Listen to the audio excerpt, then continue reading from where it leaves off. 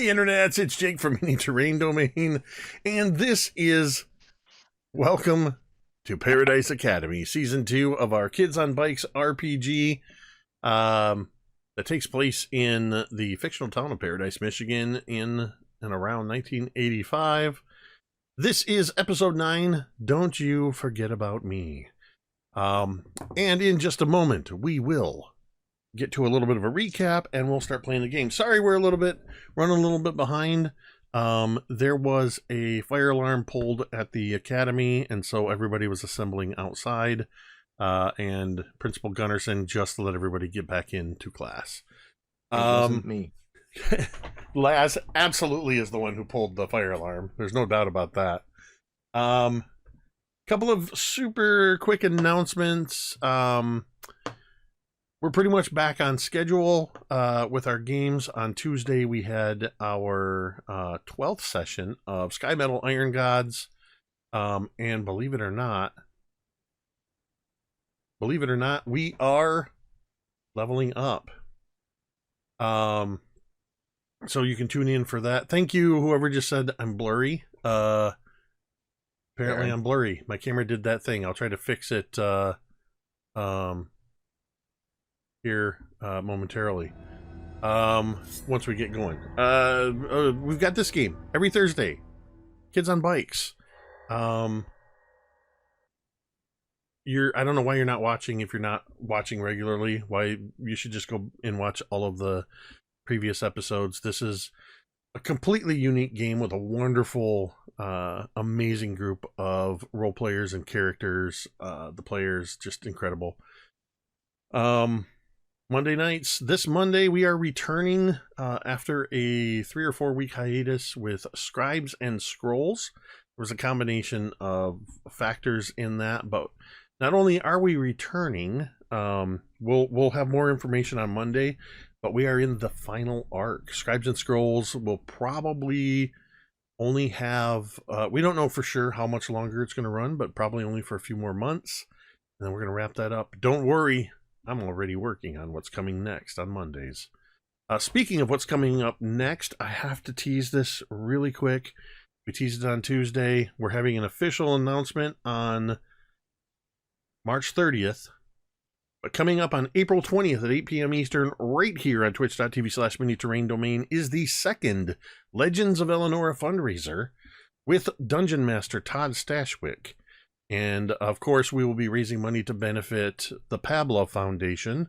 They are an amazing organization with some amazing people that raise money for childhood cancer research and treatment.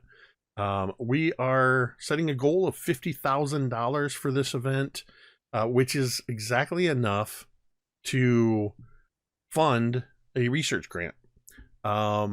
And you may think that's pretty ambitious for a 3 to 5 hour game, but last September, in 5 hours, we raised $34,000.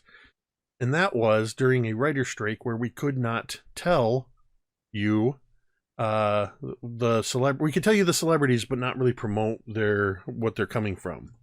I will tell you, there are another group of Star Trek celebrities. And while I can't tell you who they are yet, I can tell you there's definitely a number one choice.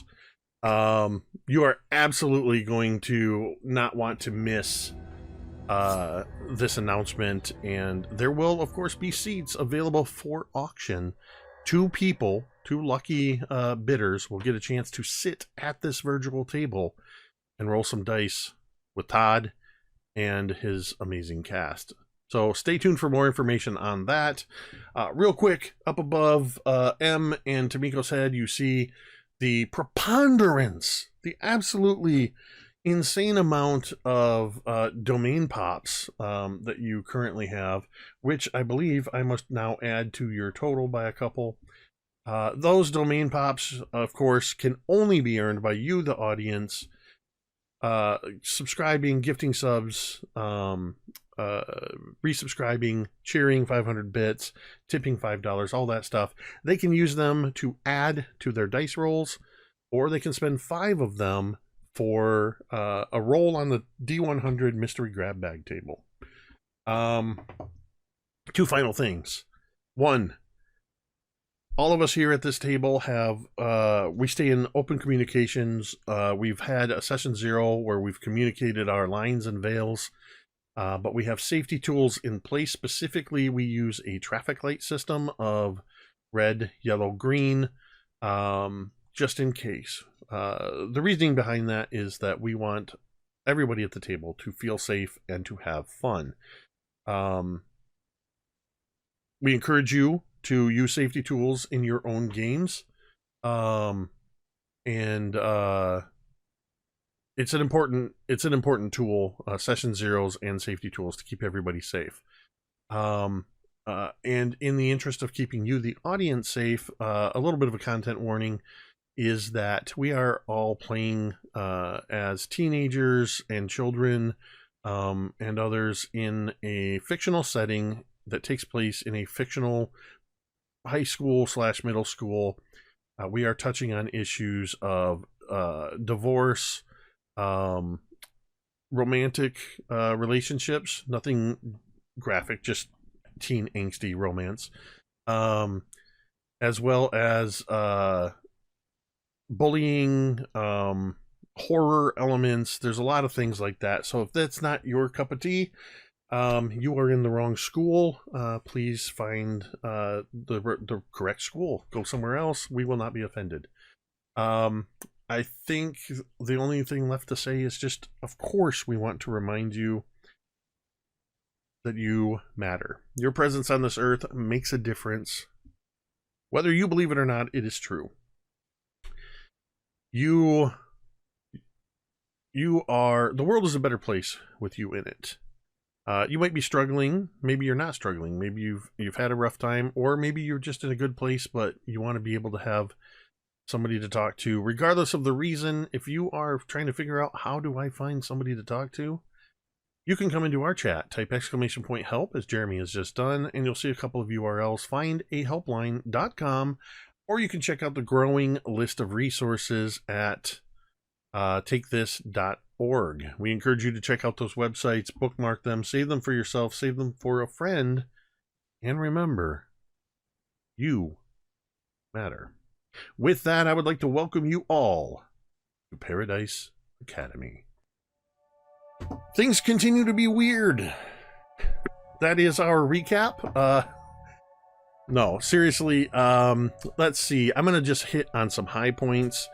Coop came home to find Templeton in his house and has had some conversations with Templeton. Templeton seems to not have dual memories, but rather have an unbroken string of memories from the first iteration to the current iteration, though he does seem to be sans Algernon. Oak was quite disappointed to find that Hines had confiscated the mysterious watch in the night. Woke up to discover that it was completely disassembled. Not only that, there were non-timekeeping components, some that assembled themselves in the form of a dodecahedron, as well as some diamonds. While arguing with Hines, a blast from the past, Captain Edouard Detroit appeared in the restaurant and said, I think it's time we have a talk. We tell him the truth. Of course, we did not actually see the nature of that conversation.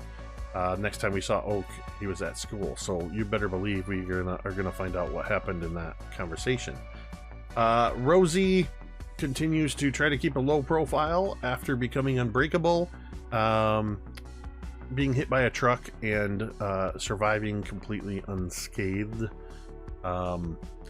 Let's see, Billy the teenage werewolf, really wants to go to the dance. One of the Van Houten twins, Victoria, is really laying it on thick, and has straight up asked Billy to go to the dance. And also Vicky and Victoria and Victor are vampires. They just Grandma Stapler just said that point blank. They're vampires. So they just got that going on. Just, Jessica had a very important conversation with her father, in which she told him off for being a very self-centered and narcissistic. Then had a conversation with her mother, encouraging her to sign the divorce papers. I believe the exact phrase was, "Take that jackass for all he's worth." And finally, Laz. Laz had broken into the school, attempting to take back something that belonged to him. When trying to leave, ran into Dr. K, who said, "You don't belong here," and shot him with something. He has a brief memory of being pushed on a gurney through a series of glowing green tubes with silhouettes of people inside them. Another flash of himself from within one of these tubes banging on the glass, but he awoke in his own bed, though he does have a mysterious etched washer in his possession. I do believe that I have thoroughly covered everybody's mysteries. We are... Oh, sorry, Coop also, at the very end, as you were going into the school, Coop ran into some maintenance men, one of whom said, "Hey, watch where you're going, kid." And lo and behold, it was Jake the maintenance guy, who looked just like Jake the boyfriend, or Jake the truck driver, or Jake the bus driver. And the other maintenance man was Jake the other maintenance man. And that was where we ended. I would like to now leave it up to all of you to determine where we are. Let's even, maybe by way of experimentation, you guys know your class schedules. You know what kind of conversations you want to have. You know the things that your characters are being concerned about right now. Let's just figure out where you guys are. It can be any time of the day. Don't worry about linear timeline. We can jump back and forth as we need to. But I want to give you guys a chance to kind of steer this for a little bit, so that we're covering the things that you want to cover. So whoever wants to go first, tell us where you are on this. Is it the second or third day? Second day of school. That's right. I thought it was third. Because we had a full day afterwards, because it was after the thing that we thought we were having a conversation with everybody. Or did that happen? That was at the beginning. Yesterday? That was the beginning of the day when you were all talking. Oh, jeez. Yeah, it's day 2. It's the second day. I think the conversation ended with like the bell ringing, like for us to go to class. Yep. So, all right. Well, I want to go to metal shops. That's first period. So I don't know if anybody else wants it, but I'll take the reins if nobody else is interested. All right. Let's see. Let me bring up the. So you, Miss Nielsen. Oh yes, Miss Nielsen, the 6-foot-tall blonde teacher, who has a striking resemblance to Brigitte Nielsen. Yep. Right? Absolutely. So you are in metal shop. Is there anything in particular, anybody in particular you're talking to during class, or are you kind of keeping your head down? What are you doing? I'm keeping my head down, but I am trying to get a feel, i.e. use my intuitive ability and spend a pop to get a read on Miss Nielsen and see if she is just some kind of like stern teacher, or does she have a little bit more know of what's going on? A little bit know of what's going on in terms of... Is she, okay, is in regards to the iteration, is she a part of whatever nonsense that we're involved in? She powered any of that kind of nonsense, or is she just a teacher? Okay, so you're spending a pop to utilize your intuitive nature. Let's go ahead and take care of that. So you spend in order to sort of make this assessment, it's not instantaneous. You have to kind of right. I imagine Miss Nielsen is sort of on day 2 here is getting everybody started on the basic uses of some of the machinery and tools that you'll be using. You're given an option of, or you will be given an option of some various projects that you can work on for your final grade. But in order to do that, everybody has to, of course, learn how to use all of these tools and devices. And in the interest of safety, she's sort of split the class up into different groups so that she's moving around the room. Then she teaches a group, and then you're left in your group to sort of work on some sample pieces and such. So after she has sort of, I'll say before she gets to your group, Billy, you have a chance to sort of surreptitiously observe her as she moves around the room and is interacting with the kids. For the most part, what you see is a teacher who, the sternness that Miss Nielsen has is based on her genuine desire to keep kids safe. Okay. Though you suspect part of that may be she wants to keep them safe because she doesn't want them to get hurt, but also she doesn't want anything like that happening on her watch. I would like you to roll me a D100, please. Okay. Now this crew has an uncanny ability to roll very close to the number I roll, so let's see how that plays out. You're just saying that because I hit dead on the number last session. Yeah, and then 2 other people hit within 2. All right, I have a 45. I rolled a 60. Which puts you, there was a 30% chance that puts you exactly right within this range. You, as you're observing Miss Nielsen, she moves around the class with the practice expertise of somebody who, one, is, you could almost, not literally, but you could almost sense a pattern worn in the floor that she's moving by muscle memory. She's taught this class many times to many students over the years. I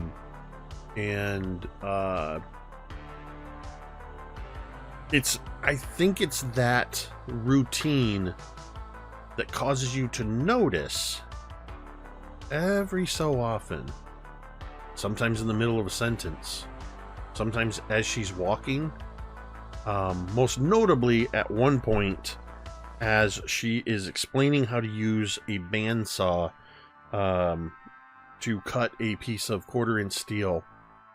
And as she's demonstrating it and she's moving the piece of metal, she seems to sort of lock into this stare, and her thumbs are getting really close to the blade. And one of the students actually says, "Miss Nielsen," and she kind of seems to snap out of it and very quickly recovers to say, "I just wanted to show you, don't get brave. Don't think that you can push so close. Use the safety tools provided." And she seems to falter a little bit, but there's definite signs that she is, it's almost like she's,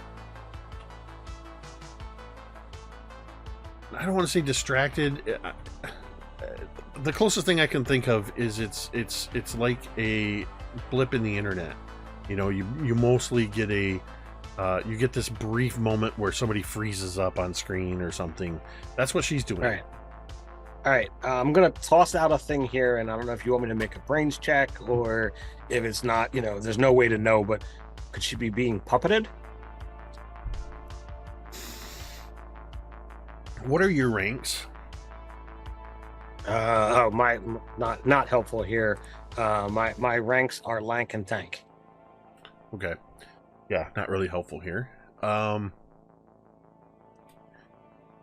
This is actually...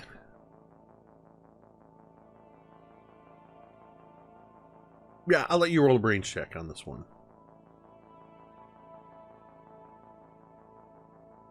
That is a 9.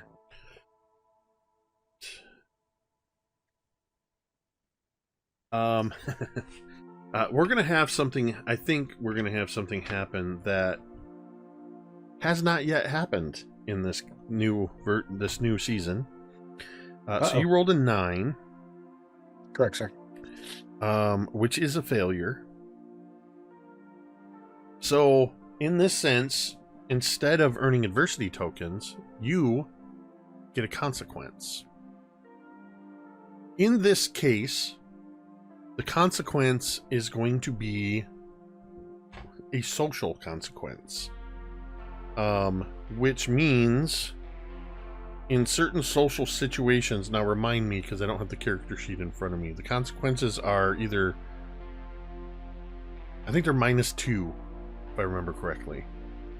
So in your consequences section, you'll for social, and this will typically last until the end of the day, which means it could last 3 or 4 months in our case.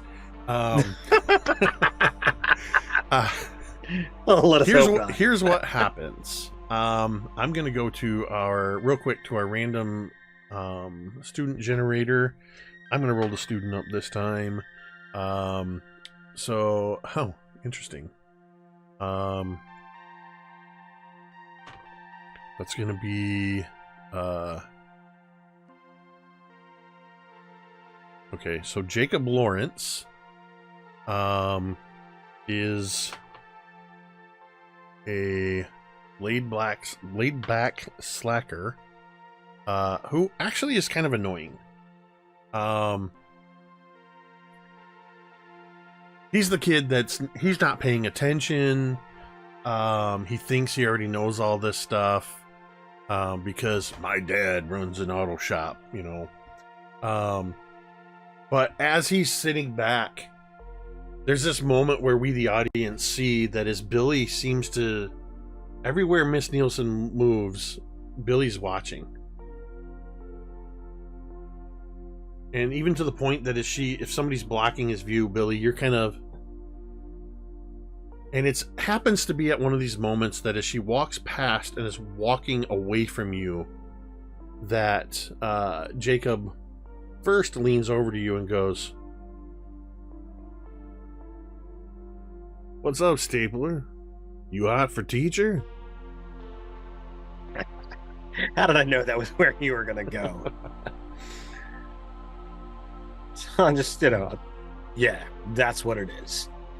I just, say sarcastically. And then as you say that, Jacob calls to one of the people across the way who's another, probably somebody that would be commonly seen out around at the Stoner's Corner. He goes, "Loud enough for everybody in the class here. Hey, Frankie! Stapler's checking out the teacher." And you see Miss Nielsen falter in her step and kind of glance back for a second, shake her head, and she moves forward. And all of a sudden, several kids around you are starting to throw comments at you. Somebody's throwing out the lyrics to "Hot for Teacher." Yeah, they are unrelenting. So this is going to be one of those things that kind of gets around for the day. Sure. Of course. Specifically, you got caught checking out the teacher as she walked away. So you have a social consequence. I'm going to pause for just a moment because Rosie is about to enter the chat. And I need to rearrange windows real quick. I need to turn off Teenage Rosie or Teenage Carrie here. Welcome, Carrie. Hello.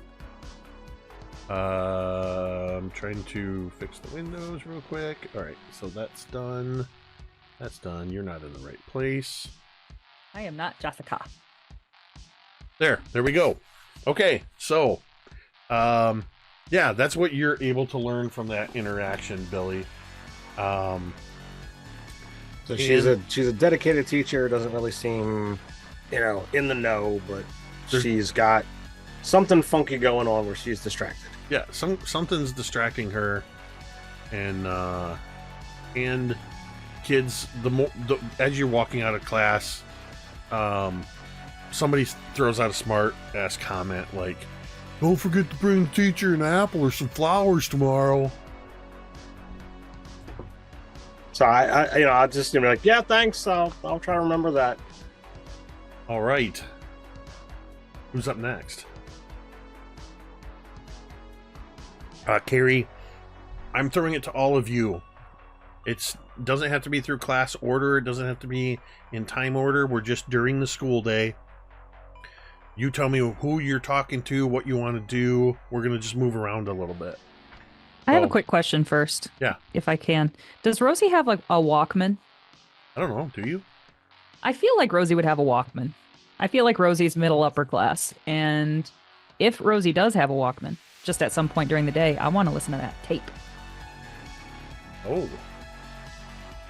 You want to listen? Is it a Monday? The Monday tape. So Is it a Monday? Remind me, I believe the tape said one side said only play this on Mondays. And then one said never play it on a Monday. All right, so which side are you listening to? Because it's Tuesday or Wednesday, actually. If it's Wednesday, Rosie wants to listen to the never play on Monday side. Okay.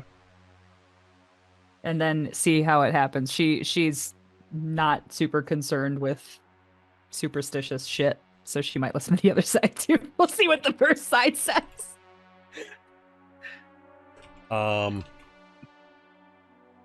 As you when you push play on this tape, at first there's probably a good, this is a 60-minute tape, which means 30 minutes on the side. Because it was one of those blue tapes like TDK, 60-minute tape. Sorry, in the 80s, that was from the 70s, early 80s. This would be a little bit later. So it's probably a Memorex, one of those crystal cases with the yellow and purple. So it's probably a 90-minute tape. There's 15 minutes of silence on the beginning. Make me a grit check. Grit check. Okay, my grit. And are you listening to this in class or between classes? What are you doing? I would think maybe if there's a class Rosie is in, like maybe like American Lit, where she could like sneak like one earphone thing in her ear and like not have it be seen. She'd probably be listening to one earphone of this. And my grit roll is a 15. So you, with that 15, while there is silence, you can detect there are some faint popping and clicking sounds, and very faintly, like you turn the volume all the way up, you press the earphone against your ear.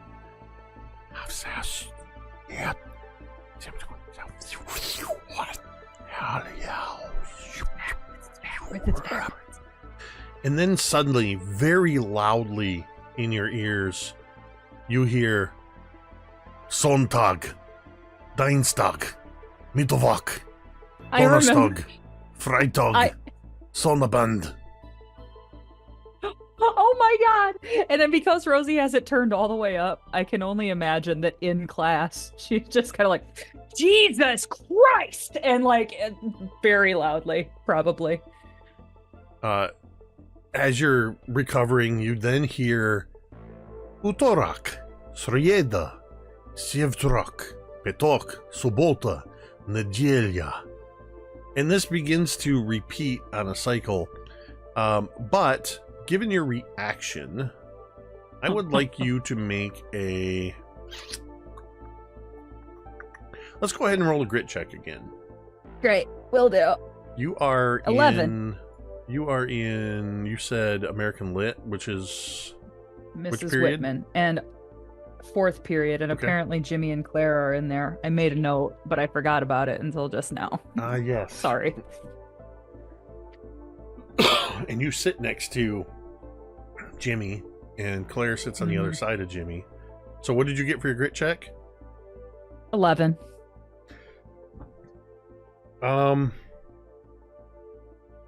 Crap. Somebody remind me, the consequences are social, physical? Physical and mental. And mental. Yeah. I think you are going to also get a social consequence, because that's a fail. Yours is just that related to the fact that you swore out loud in the middle of class, and It was during silent reading time. yeah, Mrs. Whitman, it was one of those where she's like, read this chapter on Walt Whitman. Oh, that's a little too on the nose. That's perfect. Nah, shit. It's her favorite. And just starting to talk about the transcendentalists. And so everybody's quietly reading, and then all of a sudden you have this outburst, and she just walks over to your desk in the row between you and Jimmy, and she just holds out her hand.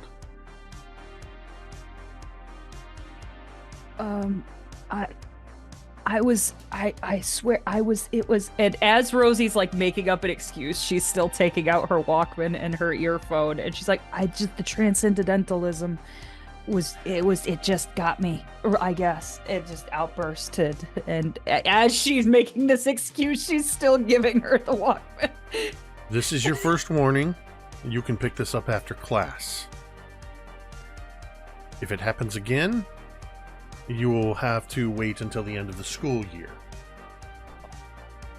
And she walks to the front and deposits it in her desk.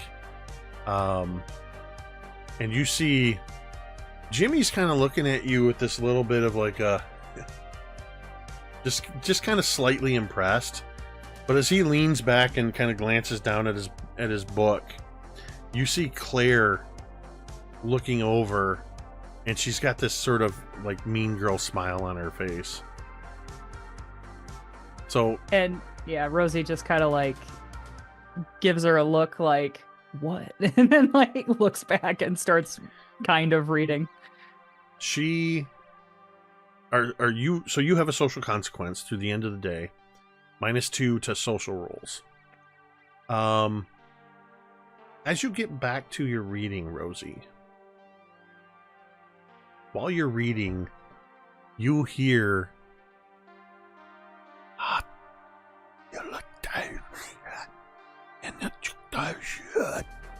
the same sound you faintly heard at the beginning of the tape. You still hear. I don't like that. I don't like that at all. And then after 15 minutes while you're reading, you hear Sonntag, Dienstag, Mittwoch, Donnerstag, Freitag, Sonnabend, The days of the week, bitch. Utorak, Srieda, Sitvertrak, Mittag, Sabota, Nedelia.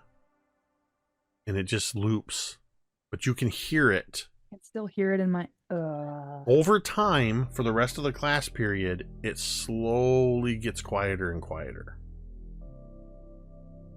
By the end of class, you can't hear it anymore. Okay. Rosie looks like she's concentrating on her reading, like more than she's ever concentrated on anything, but really she's just like white knuckling it, trying to not show that she's hearing voices. Okay. So. Make me a brains check. Oh, great. Brains is Rosie's thing. Just kidding. It's my D8. Here we go. 1. Oh. This doesn't make any sense. In the last 10 minutes of class, Miss Whitman says, all right, everybody, you should have had ample time to read the Whitman section. Pop quiz. Grab a sheet of paper, pencil, write numbers 1 through 10 on your paper, and she begins going over what you were supposed to have just read. Afterwards, she very quickly runs through the answers, and you get a 0 out of 10. Ooh. There's no consequence on this one, Oh. other than your very first quiz of the school year you just failed. Uh-oh. Harsh. Quiz on day 2. That's tough, man. That's tough. Yeah, Miss Whitman She don't pulls play. no punches. She do not Yeah. play. Who's up next? Oh. I think the intention for Laz and I was to go to the computer hall, and I think we both have computers in second period, so it would make sense that we both show up. Attend. Yeah, so you have second period computer class. Yep. With Mr. Bender in room 202. And so far, Mr. Bender has allowed everybody to sort of pick where they want to sit. He's not enforcing any sort of seating chart. The class is arranged so that when you walk in, there are 3 rows of desks with Apple IIe computers on them. They've got the 5-inch or 5.5 or whatever it was floppy disk drive that's sort of sitting right next to it. In the back left corner of the room, along the wall where the windows are, is where Mr. Bender's desk is. And in the back right corner of the room, there is another Apple IIe computer setup, but it has a few more components, one of which you can see is this box that has a couple of little circles on it, and sitting right next to it is a rotary dial phone that's resting on this. It's an early iteration of a dial-up modem. During the class period, Mr. Bender is going over basic instructions. When I say basic instructions, I mean literally basic programming language. 10, 20, 30, 40, showing you how to write lines of code. Very simply, the class exercise is he's teaching you, the class, how to plot a series of points and essentially cause an image to appear, which is a little set of pixels that move around and fill in a square. That's the entirety of the program. Very simple stuff, I imagine, for Oak. I'm not sure what Laz's familiarity with computers is, but regardless, it sounds like you guys aren't really paying attention to the instructions. What are you doing? I look over. I imagine that we tuck away in a set of the desks that are not too far away, but not too I don't want to be up close and personal with Mr. Bender, but I want to be far enough away that other kids might not try to get in our business. So I think Oak probably picked a spot up front just out of habit. Yeah. And Laz was like, no, the furthest, deepest corner that we can get in this room, that's where we're going. The deepest crevice that we can go to, yeah. And we ended up having to compromise, so we're kind of somewhere in between. I would say the back row, which means nobody else can peep what you're doing on the computer, if anything. Good and stuff, yep. Sort of midway between where the modem station is set up and Mr. Bender's desk is set up. Perfect. And you have excellent workstations right next to each other. Now I don't see what Laz gave me, correct? Laz tried to give you something. Yep. Right. He put it into my hand. He my physically put it in my hand. But it never showed up in your hand. Right. It never showed up in my hand. Okay. So you never seen it, felt it, anything, and it wound up back in my pocket. Okay. Okay, so you got something you want to show me? You don't see this right here? He's like holding it up in front of his face. In my hand. You don't see this. You can see it. Okay, I can. Yeah. Okay. Earlier I couldn't when you put in. Okay. And what does it look like in terms of size? You said it's like a washer? About the size of a dime, maybe slightly smaller. Looks like a washer with a hole in the middle, except the metal has been etched with intricate engravings, almost like a circuit board. Okay. Okay. Laz, where? Okay, you got to tell me what happened. How'd you get that? Like, what happened? Look, it's kind of hard to explain. It's somewhere like maybe a dream or something else, but I had like these weird glimpses of stuff, like a bad trip, where it was real, like real vivid. And okay, it was a bunch of people inside of these green tanks, like kind of like a Bacta tank, but green and kind of spooky and dark, kind of like a Bacta tank in Alien, if that makes any sense. Okay. You see that he's like mouth agape, and he's like, Laz, I love you, buddy. I'm gonna ask you a question. How much did you smoke last night? No, man, it doesn't work like that. Look, I gotta ask. I just want to make sure. You were there. You knocked me unconscious. You took me hostage or something and put me on like a hospital gurney, and then I was inside of one of those goddamn tanks. Oak. I was there. Yes, first of all, I wouldn't have done that to you. Oh, okay. The old man, Okay, Dr. K. Okay. Yeah. Okay. Now things are clicking together. Okay. And then I woke up on my bed. And this fucking thing was in my hand. Okay. I've never seen it before in my entire life. I don't think. Okay. No, well, that's okay. It looks like a computer chip. It looks like something that could be put into the computer, right? So, what if we do this? And he like looks her. I imagine. Does Mr. Bender have like computer repair tools somewhere in like the space if he needs to repair them?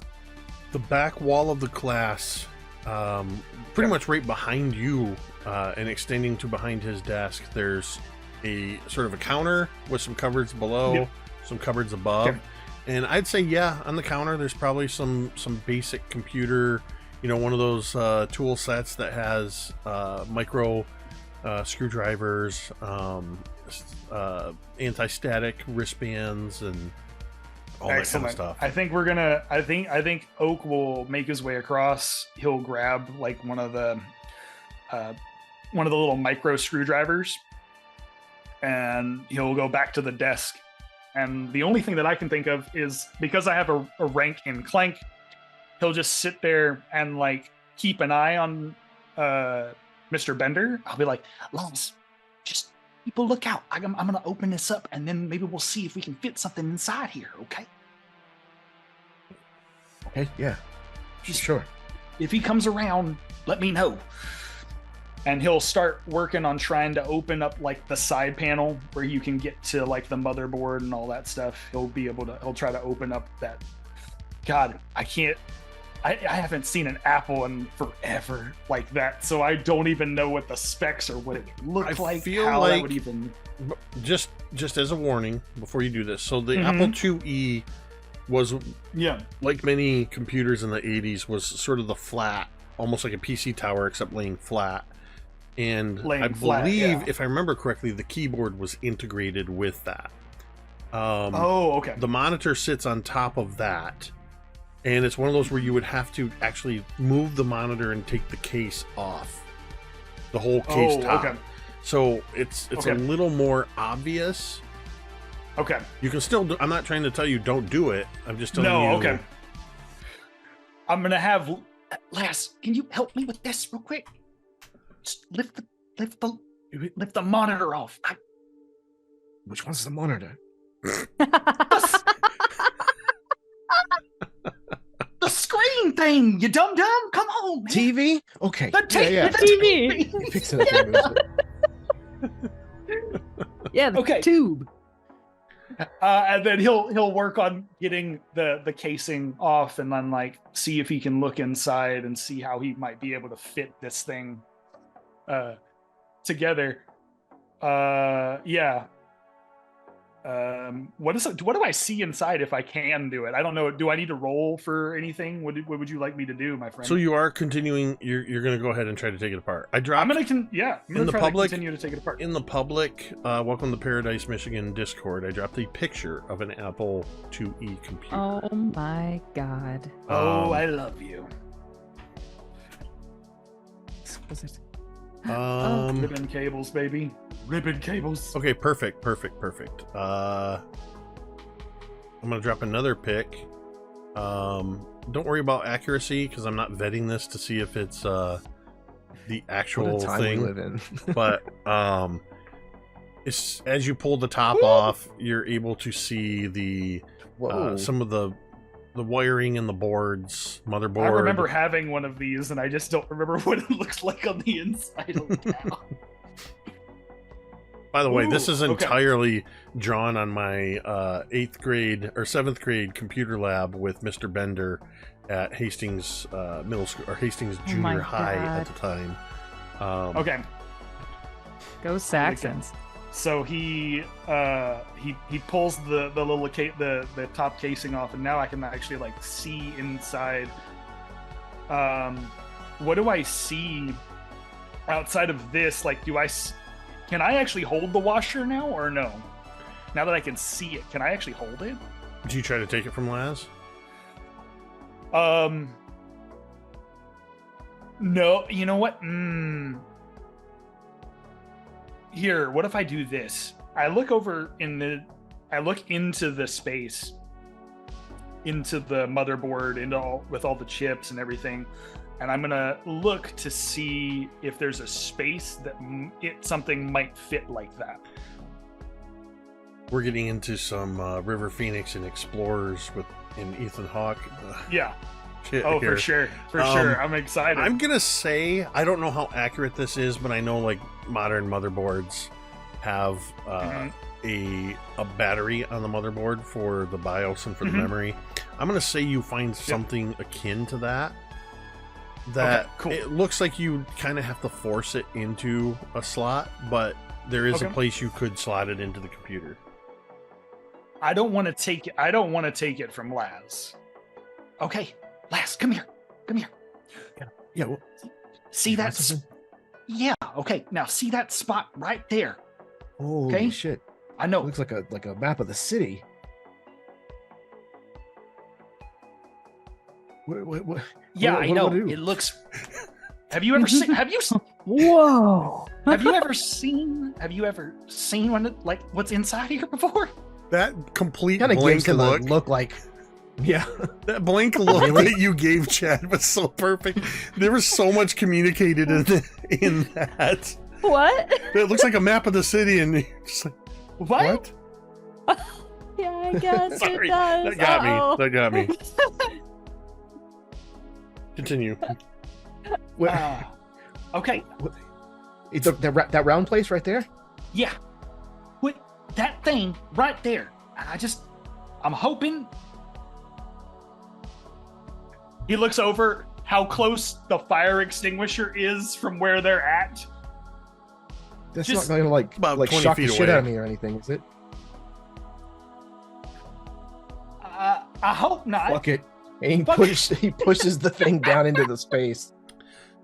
So the Yes, I important love you. question. Let's go. The important question at this moment is: did you have the Yeah. computer off when you took it apart Oh, and it no. asked Laz to do this, or is it on?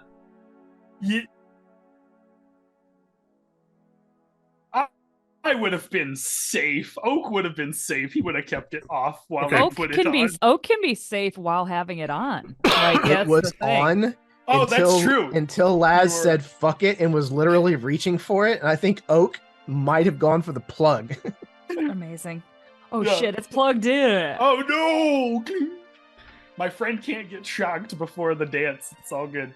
Yeah, and he'll yeah, so power would be off, I think. Okay. So Laz, you slot it in. It's a little, you have to push a little bit, and then you feel it sort of catch on this little flexible metal spring, and it locks into place. You see that Laz has put it in. Okay, that's great. Okay, that's awesome. Okay, now what? Now we put it back like normal, and then we turn it on. We'll see what happens. And All right. you'll take a couple minutes, put everything back together. Okay, now take the TV and put it up here. Okay, put it back like it was. He puts it back up there. Oh, hey, Mr. Bender. Yeah, no. Got a little excited and kind of knocked the monitor Yeah, my bad. I'm so sorry, around. sir. So I we, was fixing it. yeah, it's okay. Mr. Kubrick, We're good here. Yeah. I had hoped you'd wait at least a week before you started taking my computers apart. Yes, sir. If you come in sometime on your lunch period, got a computer back here you can tinker with. Other students have to use these computers. Just keep that in mind. Yes, sir. I'm aware. We got a hold sorry. of a copy of Oregon Trail. Is it on a floppy disk that's really floppy? It's like on 4 floppy disks. Oh my god. You see Mr. Yes. Bender kind of gives you a little bit of a weird look. Oregon Trail is something that you probably would have first been exposed to in like 4th or 5th grade. A couple of, well, maybe less Oak, but definitely you, Laz, at 15. He's kind of giving you a little bit of a, okay. Okay, whatever. And he continues We got to a move. bootleg copy of Oregon Trail. It's just Oregon. He continues to move around the. Oregon Trial. He continues to move around the class, checking in with other students. What do you do? I go to. Okay, now, Laz, this could not work at all, or it could do so much cool stuff. I do not know what's going to happen, but just be prepared, okay? Oh, okay. He's kind of got his hand kind of in his pocket, nervous, like expecting the thing to have kind of reappeared. Mm-hmm. And I'm gonna turn the power button back on and let the whole boot system happen and see what comes out. I would like each of you to roll me a D100, please. We're gonna die, buddy. I love you. Let's do it. Let's die together. It boots up Sega. Yeah. Oh, that's not good. Strangely, it says Windows 95. Sorry, it's really dark and you can't see me, but I need Oak to roll another D100 after that. Okay. Yes. So for the first one that you asked me to roll, Jake, I got a 93. Okay. All right. And then I got a 75 on that one. All right. And then I got a 3. Right. Okay, hold on. So you got a 3. That's for the D100 or the grab bag roll. The D100 roll. Okay. The grab bag roll, yep. So we've got a 93 and a 75, and I rolled an 88. So you guys are keeping up the tradition of staying close to the number. It's a couple of things that are going to happen here. I need to look at our D100 grab bag table just to see if that's going to affect anything. Why? Oh, I'm going to slide over. Not random cats. There we go. A 3. Merch.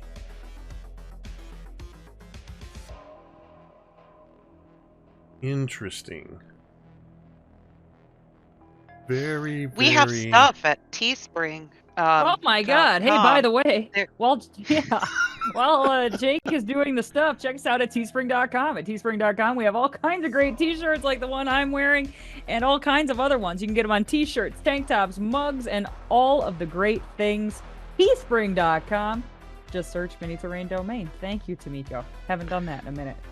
Chad, we're going to resolve this a little bit later. Because Jesus. Okay, sweet. What happened couldn't have been more perfect for you to get. But it doesn't make sense in this context for it to happen. So it'll happen shortly. But what does happen is, as you boot up the computer, it goes through its boot cycle. How many here are familiar with the I can't think of his name now. The Thomas, the kid that played Elliot in E.T. Oh, geez. Henry Thomas. Henry Thomas and Dabney Coleman movie from the 80s, Cloak and Dagger. Cloak and Dagger? Hell So yeah. there was a scene Heck in that yeah, movie dude. where they get a hold of a video game cartridge, and if you reached a certain score, it would cause all these schematics to appear. And this video game store guy opened it up and found an extra chat inside, or an extra chip inside.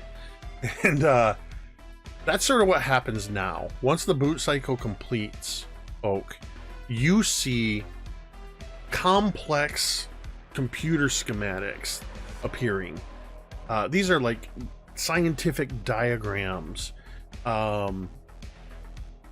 just a lot of information, and it's happening. It's like flashing across the screen as it's scrolling through. It seems to be almost like it's running through a standard, like a diagnostic or something like that. While this is happening, at the moment that the computer turned on, Laz, you blink, and suddenly you are suspended in green liquid. Oh. You have some sort of almost like a scuba apparatus that's attached to your mouth. You feel yourself floating in this liquid, and you can see it's kind of murky. You can just barely see outside of it, and feeling around, it's roughly a 3-foot diameter. Quick check-in or Ooh. claustrophobia or drowning effects for everybody. Green light. Thumb lights. Green thumb lights? Sunlight. Just want to check in with everybody. Okay. Green thumbs up. This kind of a thing is normally it would be a yellow light for me, but I'm green on this as well. No pun intended. It's green. Your vision, you're looking through green, lads, and you are, for all intents and purposes, like Luke Skywalker suspended in the back tank. What do you do? I think his initial reaction is to start to freak out and like press against this glass, maybe even pound his fist the first couple of times again. But then he kind of stops and tries to make himself calm down just a little bit, and he starts to really get a look around, try to figure out what's below him, what's above him, how is this thing suspended, is there anything in here that he can manipulate? Looking around, I want to have you make a brains check. But I will tell you the answer to your question about is there anything to manipulate, other than you could remove the breathing apparatus from your mouth. There doesn't seem to be any sort of levers or like hatch things or anything on the inside. Okay, so I rolled my brains, which is a D8, and it exploded. Okay. And I got an 11 total. With that is going to be a pass. After you make yourself calm down, you find that there's nothing you can control within. You sort of float up and float down. You are sealed in a container that's probably 10 feet in total height that you're within, completely submerged in this liquid that feels thicker than water. It's a little heavier to move through. You kind of move closer to the glass and kind of pressing your face and kind of doing like this. You're able to look around, and you see that on either side of you, and what appears to be extending for rows, are more of these tanks, and you can see people inside them. Give me another, we'll say, brains roll. as you look to the left and right, trying to see who is in the tanks on either side of you. No, that's a 1.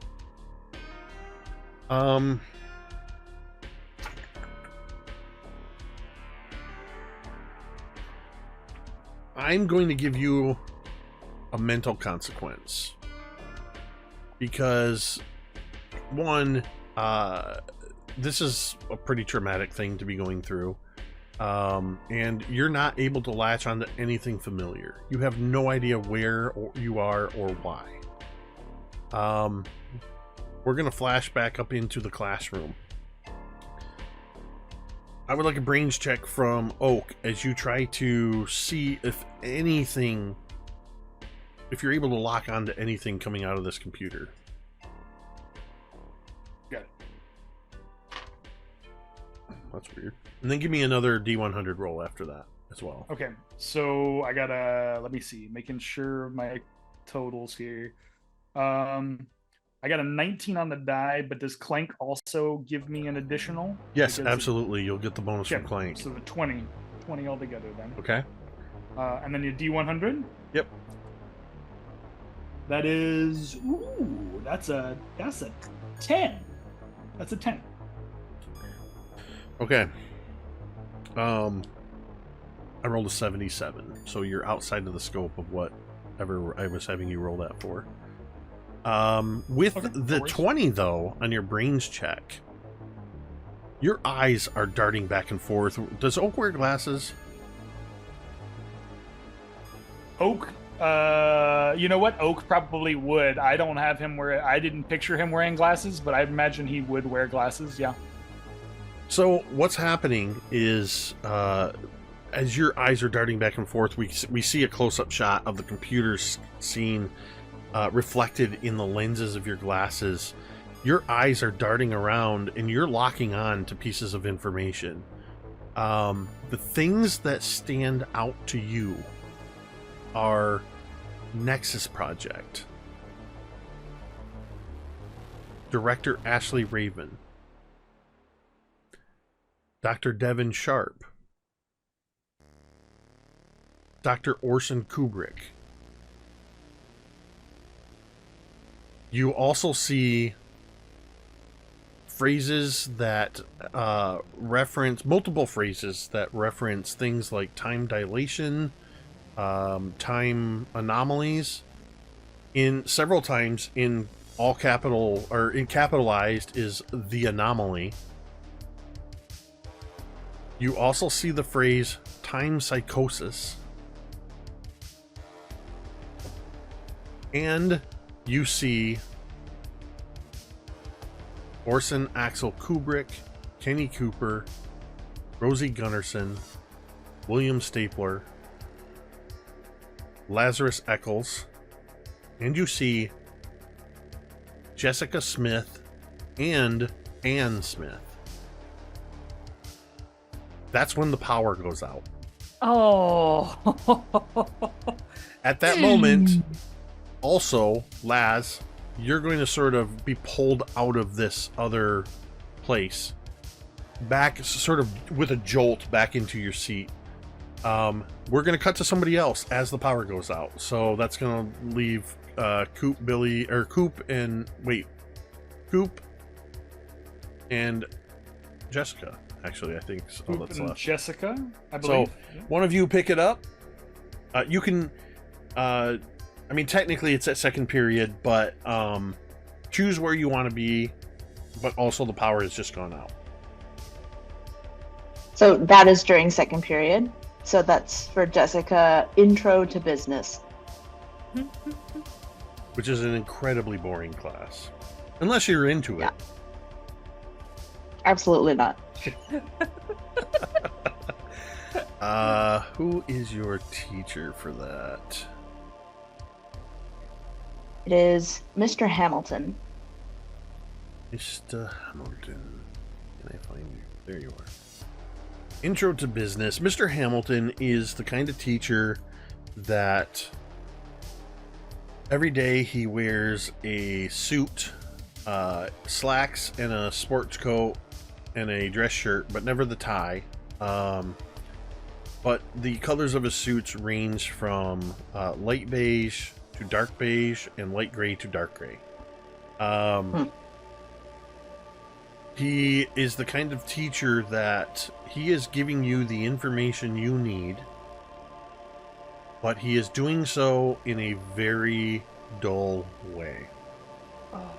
As he's currently explaining payroll, accounts receivable, negative and positive balances in relations to the finances of a business. He's describing the difference of what it means to be in the red versus in the black. He has an overhead projector with transparencies, and he very much is talking like this. You'll see here that it is a positive number. That means this company is in the black. Conversely, you'll see on this slide, the negative balance shows that this company is operating in the red. Soon we will be talking about what a company can do to move themselves from the red to the black. Moving on, we are going to talk about fiduciary responsibilities and blah, blah, blah. And the power goes out.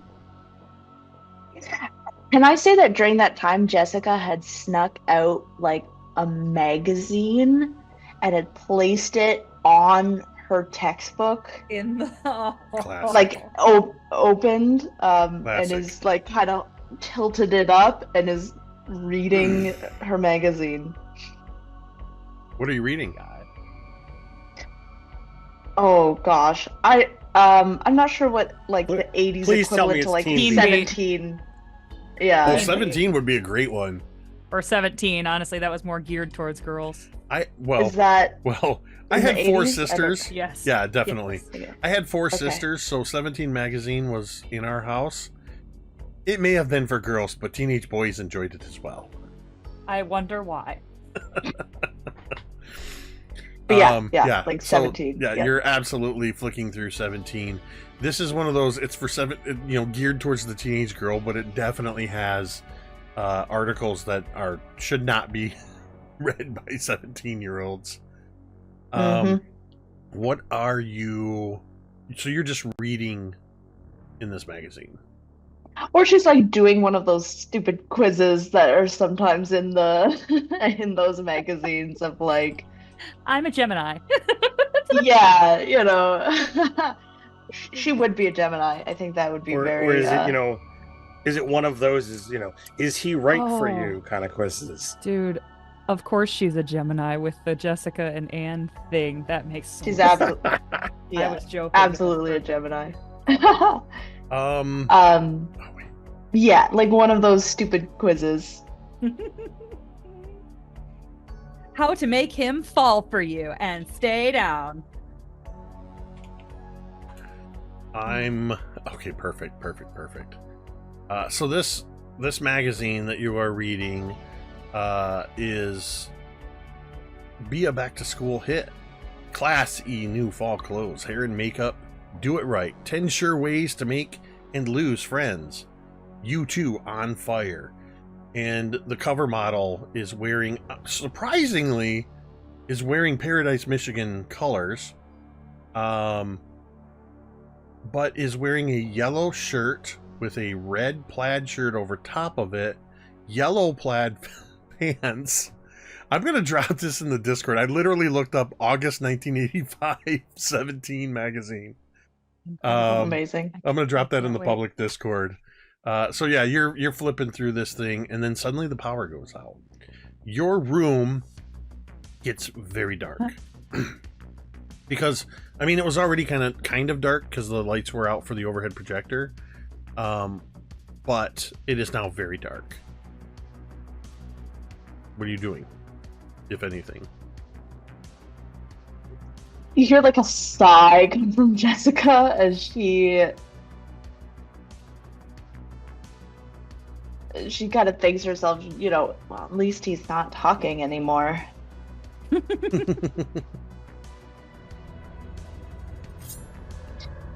But I think she's just going to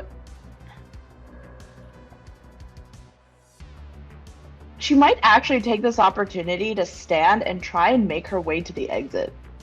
Like, this is perfect timing to, like, just kind of leave. What are your ranks? Anything relevant? Nothing relevant, no. Make a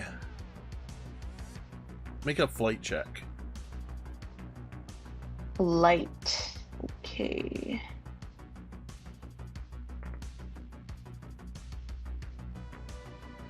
Eight. You slip out of class. No problem. Oh my god. Actually, I think I posted. I don't have my maps. I'm up. guessing he does not notice she's gone either. He barely knows his students' names. Does he notice that the lights have gone out? Maybe he just continues talking. He's still flipping the power button on the on the overhead projector. The overhead. He's like, what happened? Why is my slide not showing anymore? What is this? I think when the lights go out, there's the usual teenage woo, and immediately people start talking. Speaking of In the Black, Mr. Hamilton immediately. I think he would make that joke. Speaking of In the Black, you hear some groans from some kids. Everybody, stay seated, stay calm. I'm sure the lights will come on shortly. I just want to see real quick, where is everybody else in second period? We've got computers, we got biology. Biology. Coop and I are in biology together. We've got biology, automotive. Okay, I just want to see if anybody happened to be nearby the business class. That's not right. Intro to business and business. I'll have to fix that. Anyway, you come out of the classroom into the hallway. To your right would go to the end of the hall where the art studio is. Right across the hall from you is the nurse's station where Nurse Hatchet is. To your left goes into the main school. You're on the first floor. Where are you going? I don't think Jessica really knows. She's just going to... Maybe she's going to try and get outside, I think.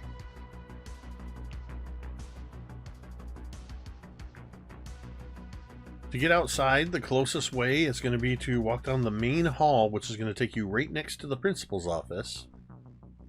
And go out the front door. Or you can go down the stairs to the lower level, and there are side exits.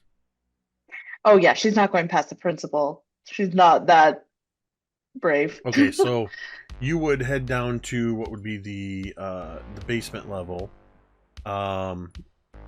Coming down the stairs, you're down by the chemistry lab, and you head towards that east exit, which is going past the photography class. It's actually right next to your photography class, that exit. And you're able to walk outside of the building. You are now outside. It's a crisp fall day. Where are you headed? Well, it's only second period, so she's not going to go far, but I imagine that she probably has I think she's just going to walk. She's avoiding any mirrors, but she's just kind of going to, or reflective surfaces, she's going to just kind of take a walk around, see if there's any other kids outside, any friends, anyone she knows that she can kind of chat with. Not surprisingly, you don't find anybody else outside. Everybody else is in class. Wow. Bunch of goody-goodies at Paradise Academy. I was going to say, Jessica's a little surprised. It's less goody-goodies and more... I feel like the security is a little more... The teachers are a little stricter in those first few weeks before they start to get more lax. And it's only the second day. Trying to avoid reflective surfaces means you're going to want to give the school itself a little bit of a wide berth, because there are the windows of metal shop, wood shop, architectural drawing, Are you going to go around to the back of the school, or are you just kind of walking off? Yeah, maybe around to the back. Okay. Yeah. I imagine the back of this school has there's a field that the kids, for some reason, nobody really knows why it's called this, but they call it the mush field. It's a field that has a rough baseball diamond or softball diamond at either end. There's a clear worn paths where the track team practices things like hurdles and where they practice their long jumps. There's actually a path specifically in a sand pit for the long jumps. And probably times as part of gym, sometimes it's held outside here to do things like flag football and soccer and things like that. But right now, nobody's out there. You do see you're also around back. You can see where the teachers, where the faculty parking is. I need you to roll me a D100, Jessica. Okay. That is a 85. Okay, I rolled a 13, which puts you at 15, 23. Okay, you're outside of what I was looking at specifically. So what are you doing while you're out here? Anything specific?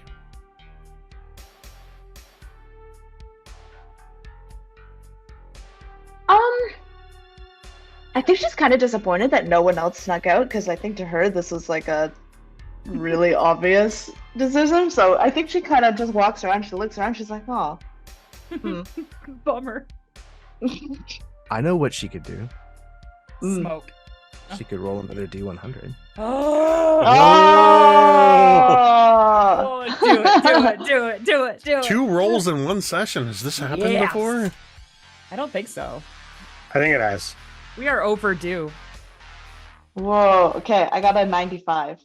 Oh, for those of you that know, the lower the number, the better. The higher the number, the not so better. You know.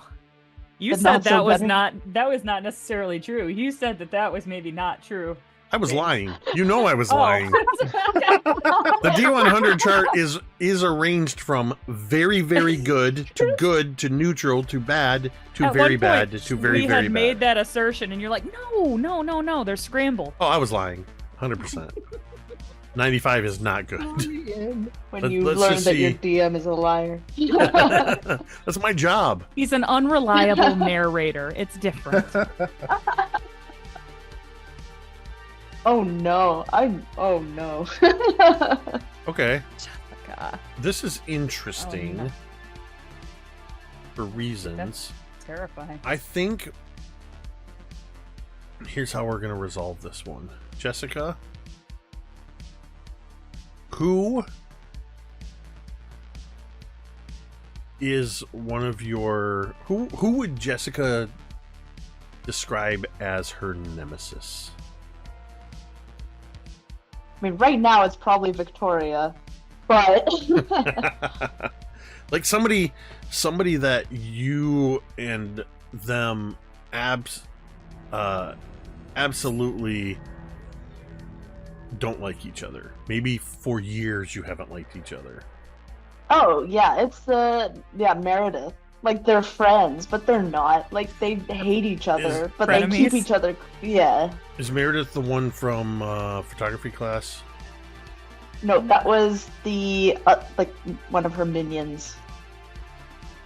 The other one in Meredith was the group. one on day 1 that was like talking shit about the divorce in the cafeteria. Yep. Oh. What a bitch. Oh yeah. Okay, I do Okay. have her written down here. As you come around the corner of the school, this is the southeast corner or northeast corner. This is not smoking area. This is not the stoner corner.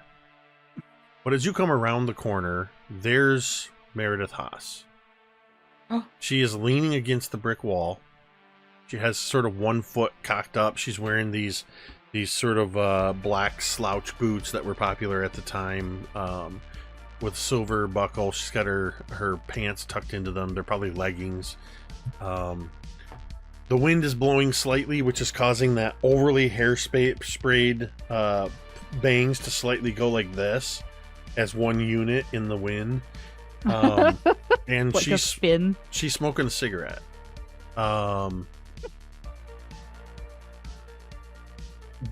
As soon as you walk around for a second, she does that sort of tense up, like, oh, I just got caught. And then she sees it's you, and she just goes, it's nobody. And just... Do you say anything?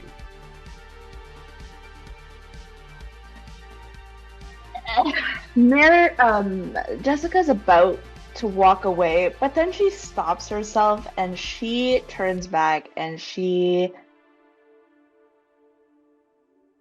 I heard what you said about me yesterday at the cafeteria.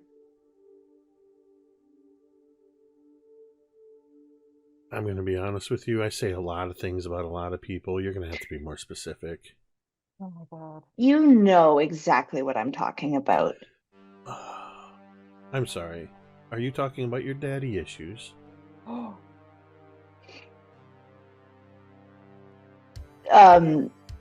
Jessica rolls her eyes. Is that a sensitive subject for you? Didn't your dad, like, skip town with some younger model?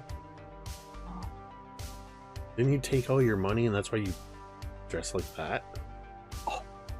She, like, looks down and looks at Meredith, and I imagine what they're wearing is, like, pretty similar, like, kind of unironic, like, just, like...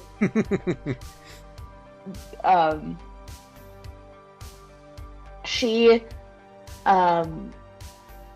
looks down and she's like, whatever, Meredith.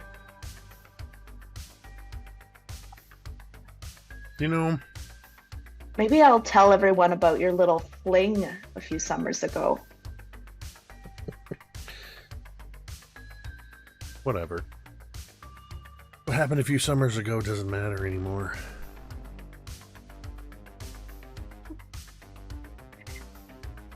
It will when they learn about, and this is me trying to think of a name, and I can't, but, roll a d20. Stephen Roll a Chambrick. Roll a d20. Okay. Yeah. You got it. You rolling a guy's name? Yeah. A fella. 15. Alan. With they'll care when they... Alan Price.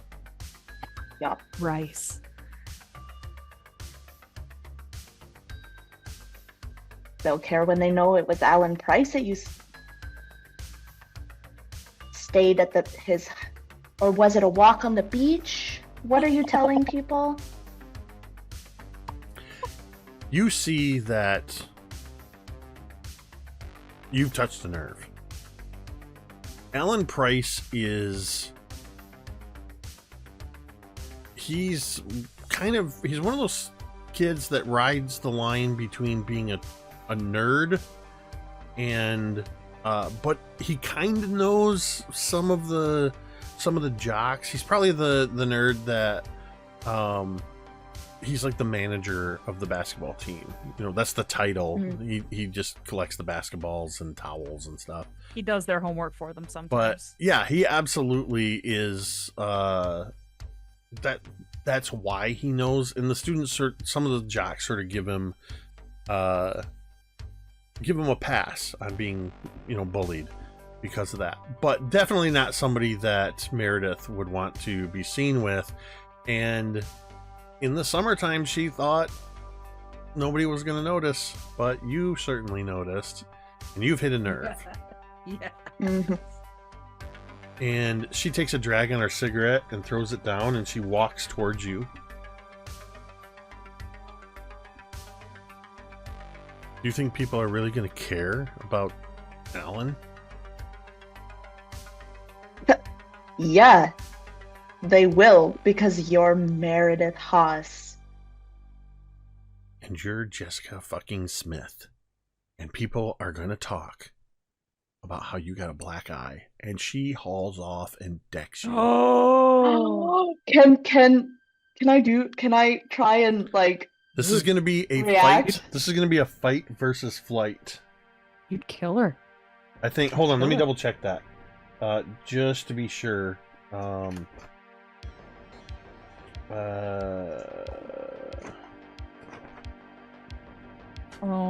Yeah, I think this is gonna be. No, sorry. This is gonna be fight versus brawn. Okay, my brawn. Yep, your brawn. She's gonna take the fight. How much of a glass jaw does Jessica have? Let's see with brawn. God damn it. And those points if you gotta. Yeah, I have tank. Oh, What? Let me see. What? You have ranks in tank, which is. Yeah. Sorry, I didn't see you there. Oh, was that your foot? You're big, either physically imposing or strong. Yeah. Yeah. You get a. what Just is that, because, yeah, a +1, I think. yeah. Yeah. nice. So that'll put me at a 12. Oh. Okay.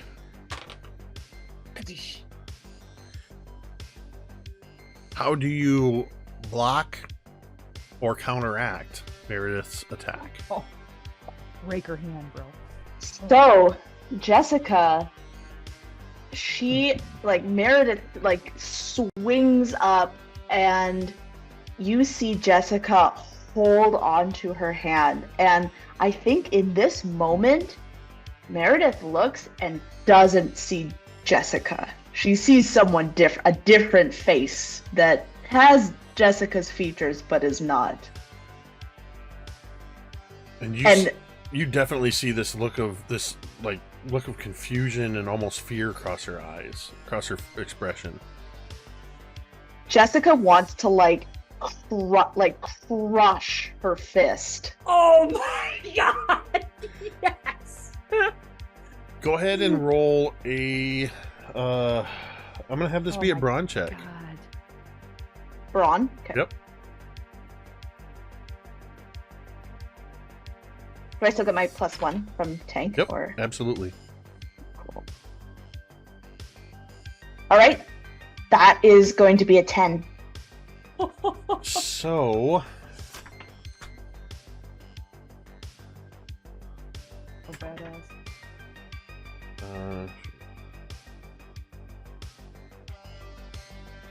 All right. You can fully narrate what you do because you beat her by 8. She rolled a 2. But I am going to, at the end of your description, I am going to resolve your D100 roll. Okay.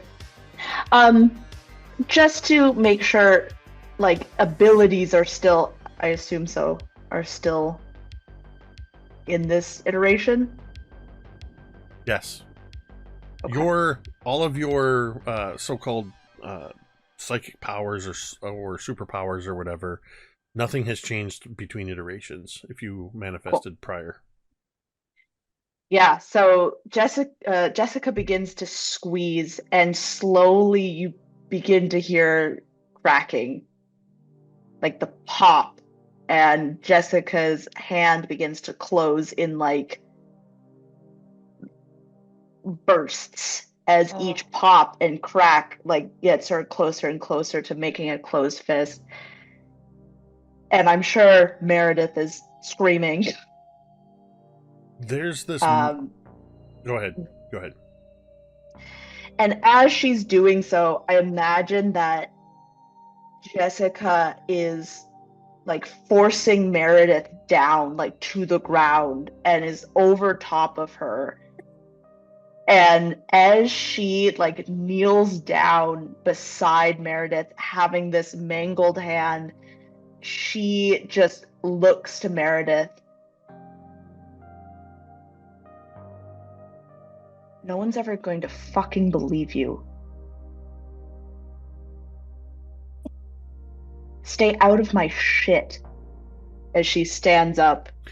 Before you stand up, as you say that, this is where we're going to resolve the D100. Oh my Oh, no. god. So you've pushed, you're crushing, you've absolutely broken 4 of her fingers.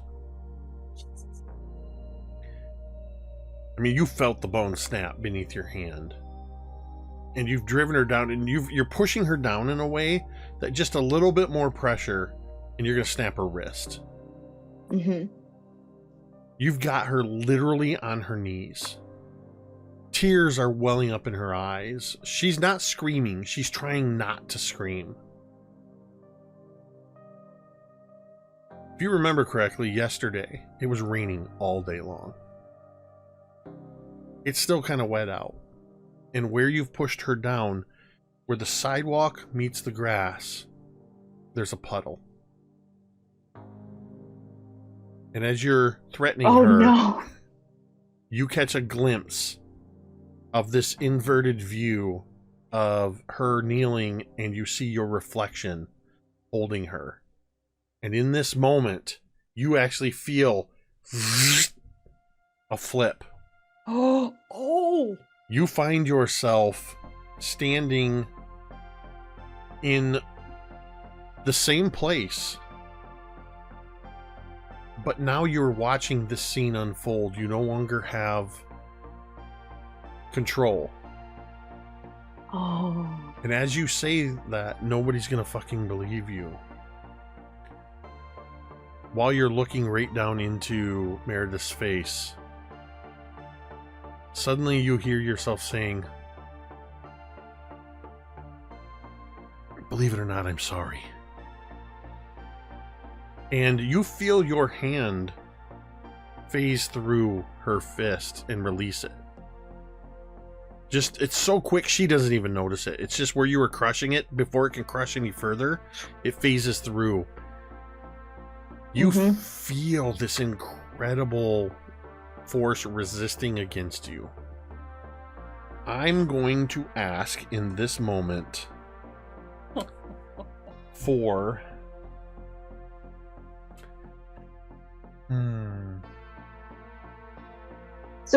So wait, sorry. Did the flip happen? Like, is Anne on the other?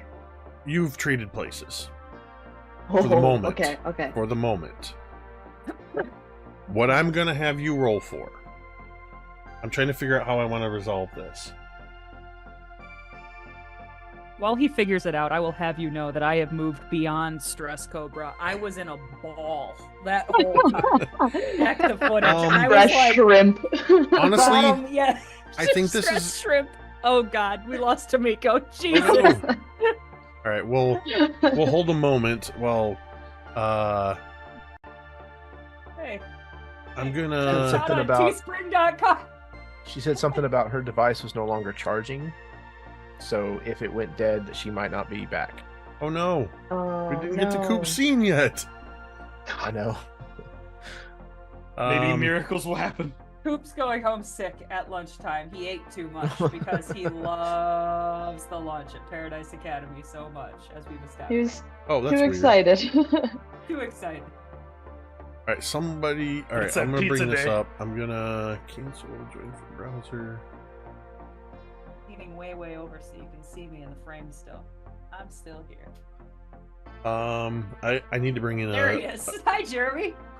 I need to bring in a temp window What real you quick.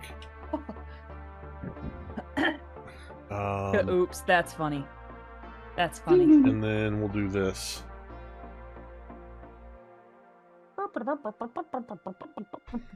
There's little Tamiko. I'm gonna keep an eye out in case she comes back. So, what I'm thinking makes sense because we are playing a game. We have mechanics that are in place. Mhm. I'm going to do something a little unorthodox. I want you to use both. I want you to roll both your brains and your grit die. Okay. This is going to be a contested Brains. roll. Brains, grit. Actually, you know what? I'm going to do this even... this makes more sense. I want you to roll your grit and your charm die. Or sorry, not your charm. Your highest stat. So I want you to roll your d20. But I also want you to roll your grit. So we're going to do both numbers combined. Explosions are still on the table if they happen. Okay. I rolled a 23. I rolled a 17. Oh! I want you to describe how, as you see in this inverted world where you were moments before, you see Meredith Haas, now that she's no longer held, stand up, tears fully running down her face, cradling her broken hand, and she just stands up and backs against the wall for a moment, and she goes, "Fuck you!" and runs. How do you wrestle control back? Oh. So I imagine Anne is on the other side, so she is seeing this through the reflection of the puddle. And she sees Jessica apologize to Meredith. And like, if I can add just a little bit, I imagine so you have full Jessica narrative control. Okay, I imagine so. Jessica or Anne had, Meredith like on her knees in front of her and was like crushing her fist, and she phases through so that the clutch loosens, and I imagine that Jessica even tries to help Meredith up. And Meredith just doesn't have it and is like stumbles back. And, that's probably and when she says, "Fuck you." Yeah, and leaves. And so now Jessica's in this like posture of, in mid like helping up of Meredith. Anne is on the other side of this puddle looking in and begins to yell at Jessica. And just like, no, I was trying to protect you. And she like slams against the puddle. And to her shock, I think, the puddle becomes glass. And so she's banging against this reflection as if it were a window.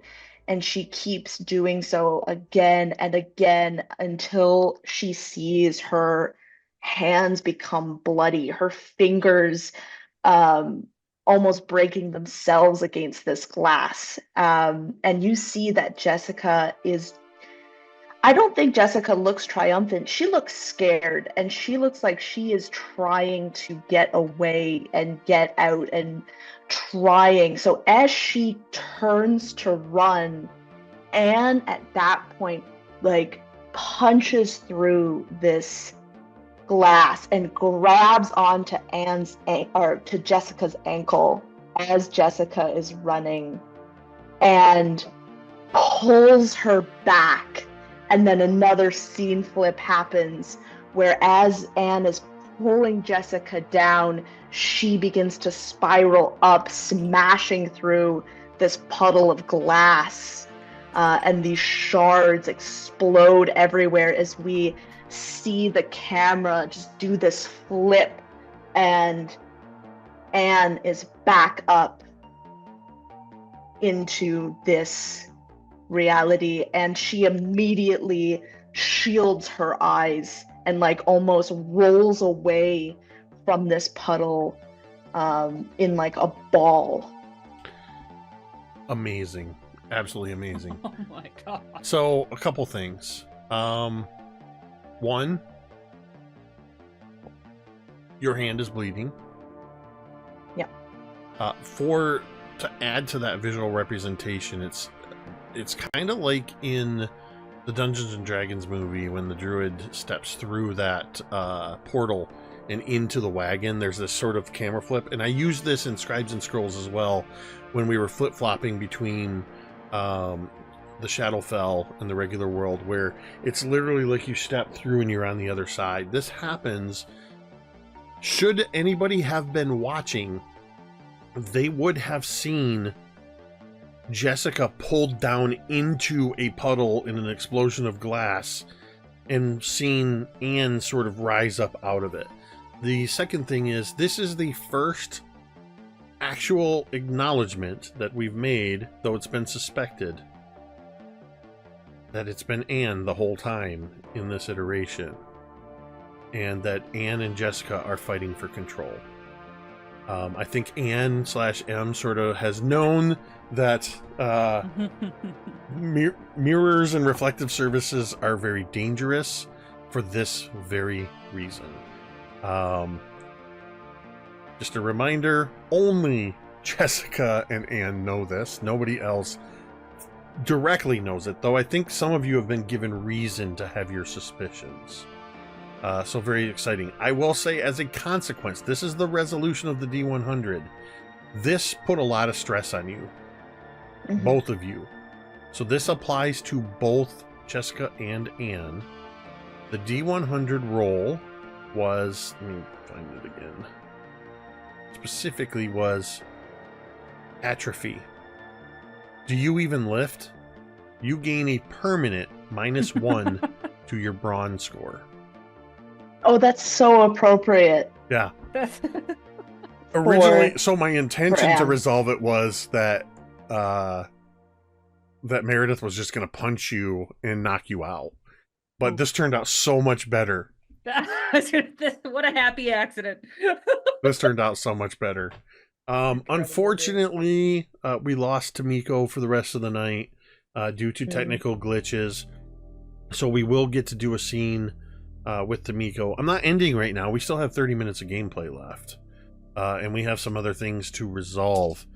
Where do you go, Anne? Oh, Anne is going back inside. Her hands are bleeding now. Would you go to the school nurse? No. Maybe. You know what? She is a teenager, so she's kind of dumb. I think that she would go to the school nurse because she doesn't know what else to do. So I'm going to use this to end your scene and transition into something else. But so you, which is convenient that, or maybe not so convenient, as you go back around the school and back in the door you came through, you go up the stairs. You're actually going almost all the way back to class because you were outside of the nurse's office. And as you walk into the nurse's office, you see Nurse Hatchet. She's a severe-looking woman who's probably 5'11", middle-aged. I'm not gonna waste time pretending it's not her. It's 100% Nurse Ratchet from One Flew Over the Cuckoo's Nest. Jesus Christ. That's what she looks like. I'll post a picture in the Discord later, or somebody else can. But as you walk in, this is the 80s. She's probably wearing a variation of a nurse's uniform. So she's wearing white. She's got the white orthopedic shoes, white tights, and a nurse's uniform. And as you walk in, sitting on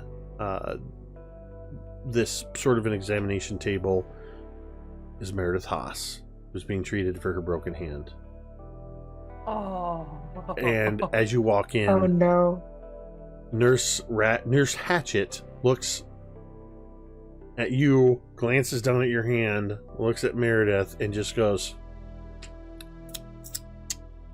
And that's where we're going to transition from your scene.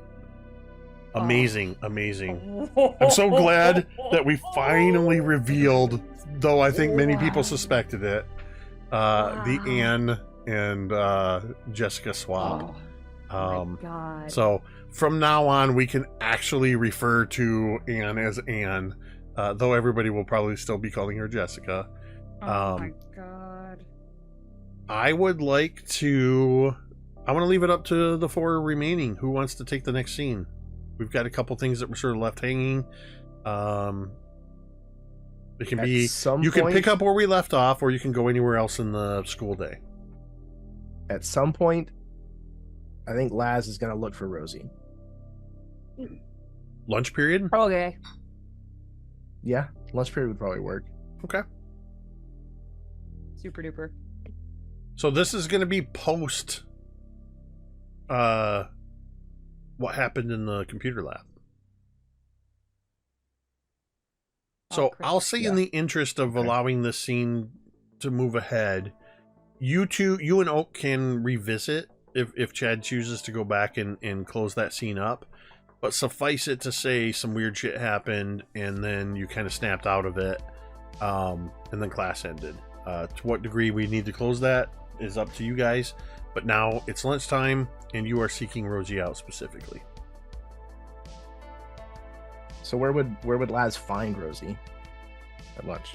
I think Rosie is still kind of dumbly trying to keep a low profile, which she's trying to do by doing the opposite of what she should be doing, which is like, you know, you should probably like blend into a crowd in this situation. She is sitting off by herself. And she is like wearing her sunglasses again for no reason because we're inside. And she is sitting, and today she is eating fried chicken and green bean casserole and a cup of juice with a foil peel backable lid on the top of it. Does it look like a barrel? Damn right it does. It's purple. No, not grape. No, it's just purple flavored. I'm gonna pull up a 1980s school lunch menu, and we're gonna have a set lunch menu. Dude, you've already made a schedule and a floor plan. How have you not already made a lunch menu, bro? I just forgot. I'm gonna start sending out packages of food to each one of the houses, being like, I Send made you a you guys package lunches. for immersive role play. Here's square pizza. Every Thursday, you guys just get boxes of food delivered to the Pepperoni house. cubes on it. Dude, yes. So yeah, Rosie is very, very obviously trying to lay low. And I think like go ahead. Yep. Lunch is between third and fourth period, right? Fourth and fifth, isn't it? Or is it third and fourth? I think you said third and fourth because there's only 6 hours in our school You're correct. day. You're correct, Ted. Okay. Well, after lunch, I wanna do something. Okay. But go ahead, continue. Okay, so I think Laz like comes and stands kind of maybe 2 or 3 feet away, kind of waiting for you to like see that he's there, that he's approached, to say something or do something. And he's just kind of standing there holding, again, the same thing he eats for lunch every single day. It's one of those sad hamburgers in the foil and a Crystal Pepsi in his other hand. Amazing. I imagine at some point Rosie does just kind of like sense that somebody is standing there, and she looks, and she realizes she's kind of wearing sunglasses, and then she like tips them down and like looks at Laz and it's like, hey stranger, and she would like take her sunglasses off and kind of invite him to sit. Hey, rough day? Kinda I'm trying to indicates keep a low sunglasses. profile. It's not going well. Right, well, you are Gunnison's kid, so Yeah, I know. I don't know what I was thinking, but I mean, I knew I couldn't just stay home, and I was talking to Jessica about it. If I just stayed home, people would think I was dead, which is a whole lot more explaining to do than just showing up today. Am I right? yeah, I guess so. Are you okay with all that happened? All that shit? No. Like, I don't know what to think about what happened, man. Part of me wants to just think, yeah, the doctor said I got lucky, and that's the end of it, and it is what it is, but Rosie, I know that's not just all it is. I saw you when they put you in the back of the meat wagon. The ambulance. Sorry. Yeah. I mean, I saw Dallas's truck. I don't know, man. I'm sorry you had to see that. Oh, I mean, to be honest, it kind of fucked me up a little bit, but I'm just glad that you're all right, you know? Yeah. I didn't think that I didn't think I was going to see you again. And Rosie thinks, she kind of thinks that all of this is sort of leading up to, that's why I kissed you and it didn't mean anything more than that. Like, I was just kind of fucked up. And so she's just like, yeah, I mean, that makes sense. I'm really, I'm sorry you had to see that. It must have been pretty bad. I can't even imagine what you must have gone through, though. Like,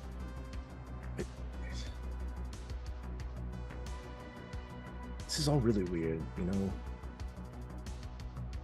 Like, there's the before everything changed. Yeah, and then, no, the man, after listen. everything changed. Laz, you don't have to, say anything. It's fine. It's weird and it's fucked up, and we can just leave it at that. It's fine. We can just leave it at that. So. No. That's what I'm trying to tell you. It's I'm dealing with a lot of shit, and I know you have to be too.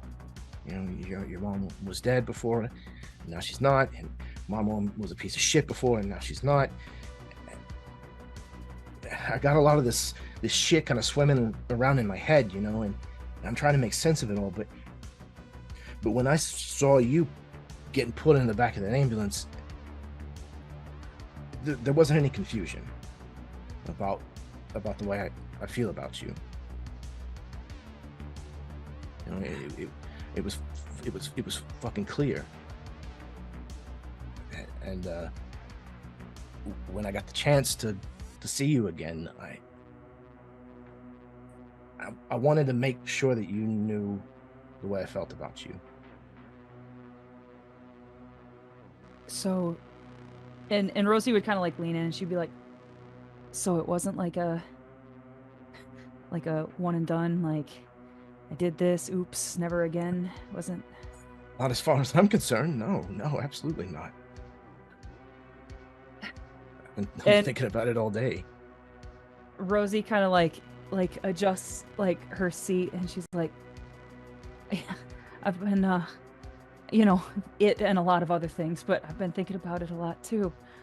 And so like are we like a thing now? Is that what we're gonna be? I mean, I don't know really how this is supposed to work, but I mean, I guess.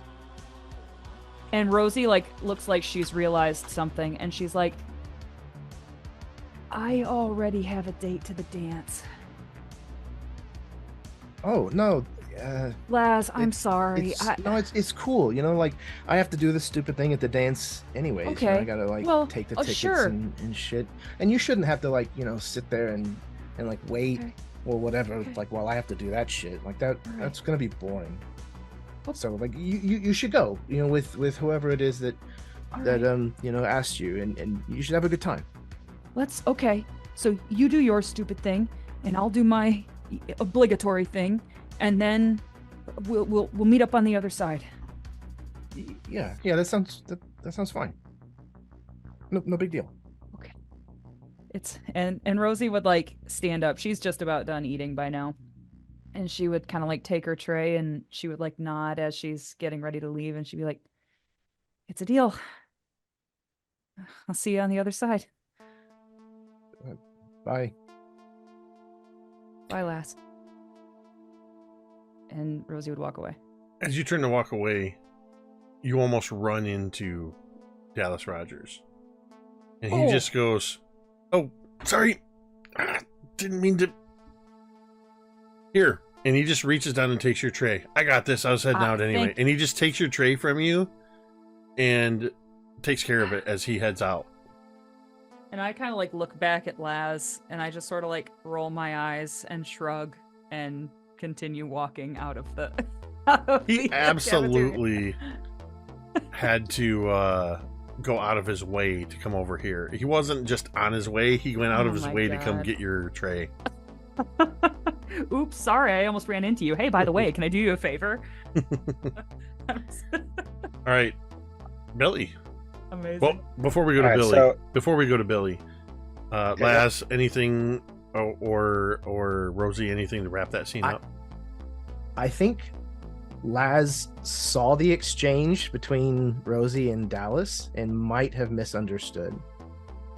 I think he thinks that Dallas is the one that asked Rosie.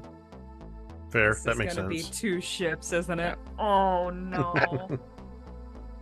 So at the end of lunch, Billy's gonna go up to Laz and be like, so I got a weird question. Yeah, Billy, sit down. I've never done this before, but what do you do when you cut class? Are you serious? Yeah, I can't go to chemistry today. Okay, so just don't go. Right, but Like Where do you literally you just go? don't walk your ass through the door. yes, but where do you go? Wherever do you you fucking do? want, man. It's freedom.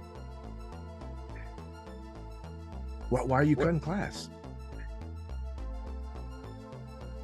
I mean, I'm not trying to get like too personal or anything, but like, Did you hear what I said this morning?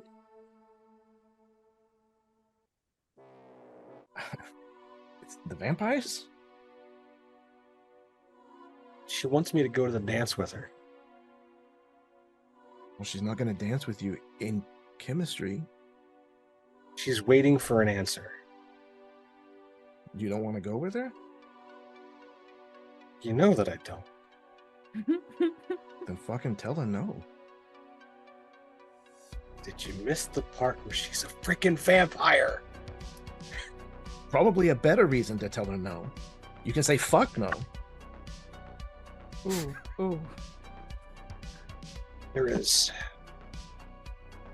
so much more going on. The families are trying to like interconnect, and they want us to come to like some kind of shindig there. And if I You weren't really If a I- fucking stapler. This is all made up bullshit, man. We're all being like hijacked in the brain. Like, there's no reason to like make it super complicated. If you don't want to do it, just say I don't want to do it. Just tell her to fuck off, man. all right, What are they gonna I'll do? think about it. But, I mean, what are they gonna do? They could fucking tear my head off. A little extreme for not going to a dance, don't you think? Yeah, well, I mean, they didn't get to be the powerful family they are without probably doing some shady shit. All right. So before, everything was interconnected, right? It was all like a big, like a spider's web. Mm-hmm. What are the chances that that's still the case? That all the weird shit that's happening, that everything that's going on, that it's all still part of the same fucking web?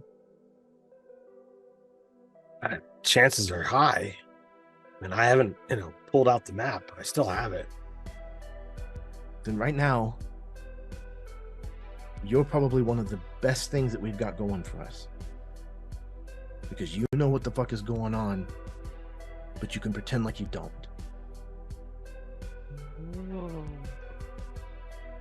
So I'll deal with the crap, just not today.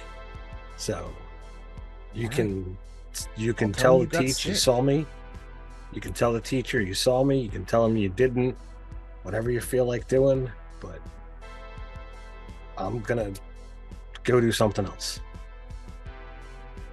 All right, then I don't know. As far as where to go, I don't know, man. This place sucks.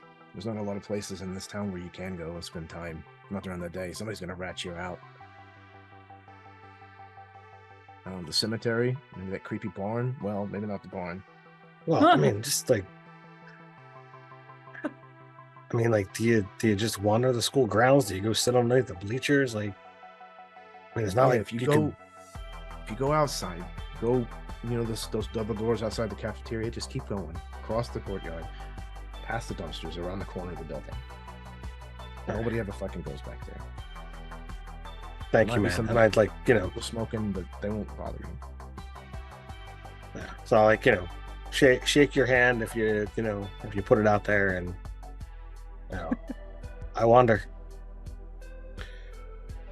There's a couple times while you're in the cafeteria, especially as you're heading out the door, somebody shouts, "Hey, Stapler, you going to meet up with Miss Nielsen?" Oh my god. Dude. All right. Okay, anything else you want to do? I mean, outside of making sure that I hold on to that the chip inside that computer, so he would spend some extra time to do that. I think I do want to potentially revisit the moment of the watch again, right? Like the conversation right after the watch, if that's possible. Yes. That will actually allow me to resolve your D100 roll sweet. as well. Let's do it. Let's do it then, my friend. And this will be the final scene. Don't feel rushed, but this is going to be the final scene. No, that's great. So where it ended was that I believe Hines quickly sort of scooped up the watch that had reassembled itself as Edouard Detroit sort of came over, coming out of the shadows, and was like, "Look, we got to tell him the truth." And that's where we're going to pick up as he says that.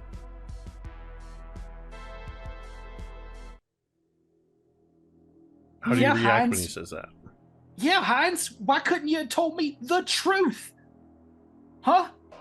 What is all this, man? Hines glares at Edouard. You have a habit of showing up when you're not wanted. Edouard takes one of the seats, he flips the chair around. No, he doesn't even flip it around. He full on does a Riker sit. Throws his leg over it and sits down at the table, kind of throwing himself down, and just says, "Can I help it? Our fates are intertwined. Where you go, I am always bound to appear."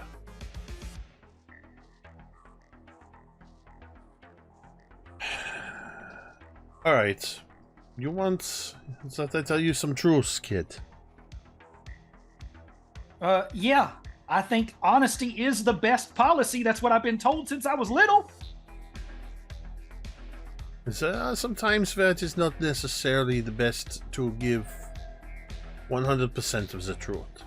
Sometimes it is better to dole it out in portions until one can be certain that you can take it.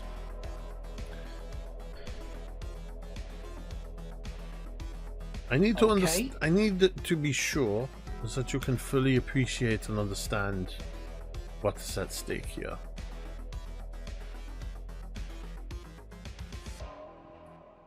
So is this like a test? Like, do you? It's not a test. Do you want it's not a test. I'm going to tell you.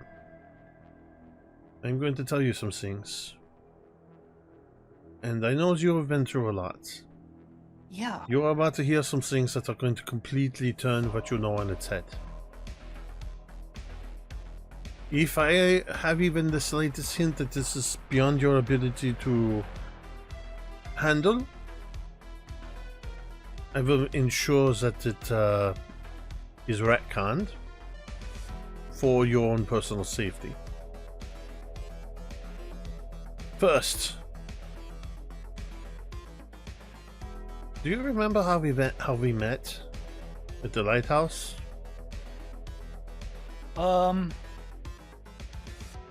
Yes. And I think he'll close his eyes, right? He'll close his eyes for a minute. Understand that it's like a bunch of jumbled memories. I am talking about the first iteration. Okay, good. I just want to make sure you're talking about the first one and not like what this one was, because I'm not 100% sure on that one yet. But the first iteration, Rosie opened a door in the lighthouse, and then we watched your ship crash land on the beach. And then we came out and met you guys. And I remember that. Point of clarification. That I do remember. Somebody correct me if I'm wrong, but I don't believe that Heinz was on the ship. Yep. Edward. No, he was. was Heinz already in the was lighthouse. not. Heinz was in the Also, lighthouse. I realize that this is highly Heinz bad was in the timing. lighthouse, though. This is highly bad timing, but I need you to talk amongst yourselves because 1 coffee and 2 beers, I cannot hold it any longer. Oh no! But I want to Incredible. wrap Oh, no, this you're scene. good, dude. You're so good. Go. hold on for a couple minutes, talk amongst Yeah. yourselves. To clarify, Edward was on the ship, but Heinz was in the lighthouse and was always in the lighthouse. They were still there. It's fine. Heinz had sweet and low and some Swiss. It's okay. Like, we're Fun good. fact, that is actually I'm a also picture of 12 young and have Jake. jumbled memories. I'm not supposed to know all these things. Oh, sure. That enough. is a picture of I didn't young notice him changing the picture. Young Jake. He got a chance to show his picture. Amazing. So Okay. if anybody is also looking to, cut next period and wants to, join me outside, apparently, any chance of, Billy doing so stealthily was absolutely failed by, someone offering up, the comment about Miss Nielsen. Yeah, just like you're like an inch from the door, and then it's like stay far, like record scratch, heads turned. Oh my god, this is a very Plasma good cut with episode. you. This is a very good episode. Well, I mean, Yeah. aren't they all? Mhm. Yeah. Here lately, especially though. Oh my god, like the last 5 or 6. Not to be self-congratulatory here, but Season 2? has been I guess has been just banger after banger. Specifically when season 2 hit its stride, Oh which yeah. has been probably the last half dozen or so at Oh least. yeah. Yeah, Oh there's yeah. a lot of really juicy scenes that we get to chew, which is a lot of fun. Feels very much like a teenage This drama, for sure. Yes, that's the thing that 100%. works. This iteration Yeah. gives us so much to work with too, and I love that. It's so nice. Well, and we're just able to hit on so many tropes and so many things from all of these teen movies, but still keep it weird and appropriately paradise. Exactly. Yeah. Appropriately. Yeah. I am I back. love the world's ending, but there's also the dance, which is Yeah, more. right. The dance is coming up. What are we gonna do? Exactly The what dance we is needed. coming. Okay. There could be a world-ending fight between vampires and werewolves. We don't care. It's all right. We're gonna But go Moonlight Masquerade is coming up. to dance. Exactly. Okay.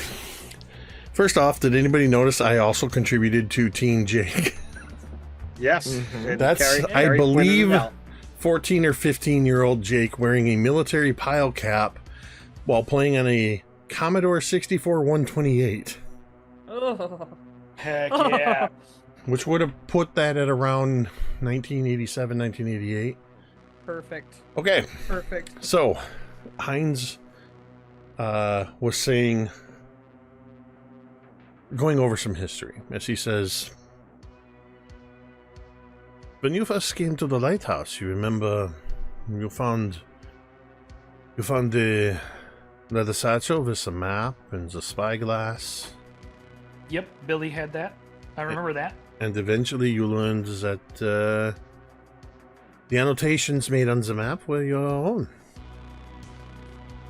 Yeah. And you understand that I am the keeper of the lighthouse, and I believe I mentioned to you that I am a steward of the gateways between the past and the future, and the present. I don't remember that specifically, but let's just go with yes. Well, 'Cause then- I want to say Then I yeah. am telling you this, that the lighthouse is a beacon less for keeping the ships of Lake Michigan from running into the shoreline, then it is a beacon for travelers moving between the past, present, and the future of Paradise, Michigan. I knew it, though. I knew it. Like, you didn't have to tell me that. I figured it out. Like, I got it. I don't think you have figured everything out yet. Okay. What did I not figure? Like, I don't know what I didn't figure out. I'm confused now. This is where you sense he kind of glances over at Edward. He's trying not to specifically mention the watch device. As he says, there are certain things, anomalies, if you will, that are related to the movement of time, that it is dangerous for you to interact with. You yourself are an anomaly that touches multiple points of time all at once. But you are like raw time energy. You like that television show, Doctor Who, yes? Oh. Yeah. You know, Yeah, I love that show, actually. the Doctor's mode of transportation, the TARDIS, is powered by raw time energy. Yep. You are, at times, as if the TARDIS was opened up and this raw time energy was allowed to roam freely, uncontained. In the same way that you are a child on the cusp of, shall we say, puberty? And you're going through some weird changes in your body and all of this. This is happening with your relationship to the time-space continuum. Palms are sweaty. Like, yeah. This is not the biggest shock you are going to learn today. Okay. And he hesitates, and Edward Get goes... this child a shot of something. This is... Edward goes... Go ahead and tell him. This is the best piece of the information. Kid, you're about to learn... What you're about to learn is... It's going to blow your mind. He like grabs the edges of the wood chair in front of him. He's like, I want to know it. Yeah. Heinz Let's hear it. Let's go. Scooches his chair away from the table. And he reaches down and he slowly starts rolling up his pant legs. As he does so, you see scar tissue on his legs. Both legs. The scar tissue is in the exact same places that you yourself have had pins placed in your legs following the accident, and braces on your legs. And Heinz looks at you and says, I wanted to keep this secret from you as long as I could. But it appears certain forces are forcing my hand. Oak, I am also Orson Axel Kubrick.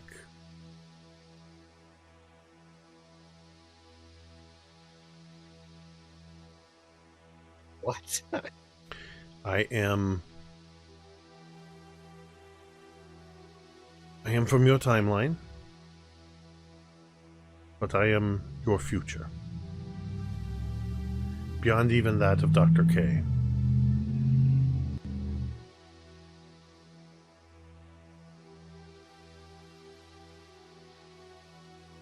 Okay. I'm gonna need a minute. Hold on 1 second. He gets up, he just starts like walking around like, okay. Okay, your German accent went away. So when in the whole context of all the time, when do I learn German? Because that's fucking cool. I'm sorry, but that's cool, man. When you have the entirety of the timeline at your fingertips, you are not constrained by the same limitations that others are. And yeah, at a certain point in your future, you will take some time to learn German. You will learn some of the Slavic languages, Spanish, French, as he looks over at Edouard. But Wait, so what? I'm sorry, but what timeline are you from, though? Like, I'm your future. Is it this iteration's future? Like, I become you at some point, or like, what is this? You are. I need you to make a grit check to see how well you're handling all of this information. No worries, absolutely. Let me see. Yeah, because like now he's if you freak out, you're gonna get Men in Black, dude. He's getting rocked a little bit, and it's a grit check, right? Yep. Oh baby, okay. He was gonna retcon your ass if you freaking freaked out. I know he's about Keep to it together, bro. Woo! Okay. Okay. One more. What's your that's rank? Not bad. What's your other rank besides Clank? So I only have one because I'm a. Oh, that's right. Because you're a kid. I So only you have only one. have baby. Okay. I only have Clank, but I did explode, and I got an additional 5, so I'm at 11. So I think I'm okay. That is a failure. You're gonna take a. Oh no! You're gonna take a mental consequence. This one is going to last a little bit longer than the rest of the day. You're kind of freaking out a little bit, trying to wrap your head around what's being told to you. Heinz turns to Edouard and says, "God damn you. I told you he wasn't ready." Look into this. Listen. Hey, no, wait. Edouard holds a hand up literally in your face. You're going to have to make sure that all of them know what is at stake here. Our futures are at stake here as well. We are keeping an eye on you. You can retcon him all you want, but I will ensure that all of them know the truth. And he pushes away from the table. You are dangerously close to making him come here himself. And you see this look in Heinz's face of, like, for the first time, it's actually a little bit of almost fear. And he reaches into his pocket and he pulls out a watch. A regular watch, like a pocket watch. And he says, I know this is a lot. Believe me, I know this is a lot. And you're going to have a lot of questions. But now is not the time. And he presses on the watch. He holds it in his hand. And he presses the button and opens it up. And as you're saying, wait, he clicks something. And then he closes the watch, and you have no memory of what just happened. Everything the whole conversation that just happened is in your subconscious. Instead, what you see is Heinz holding up a pocket watch that he's just closed. And he says, "If you don't mind, I would like to hold on to this other watch for a little bit. I want to take a look at it, but I will replace it with this one.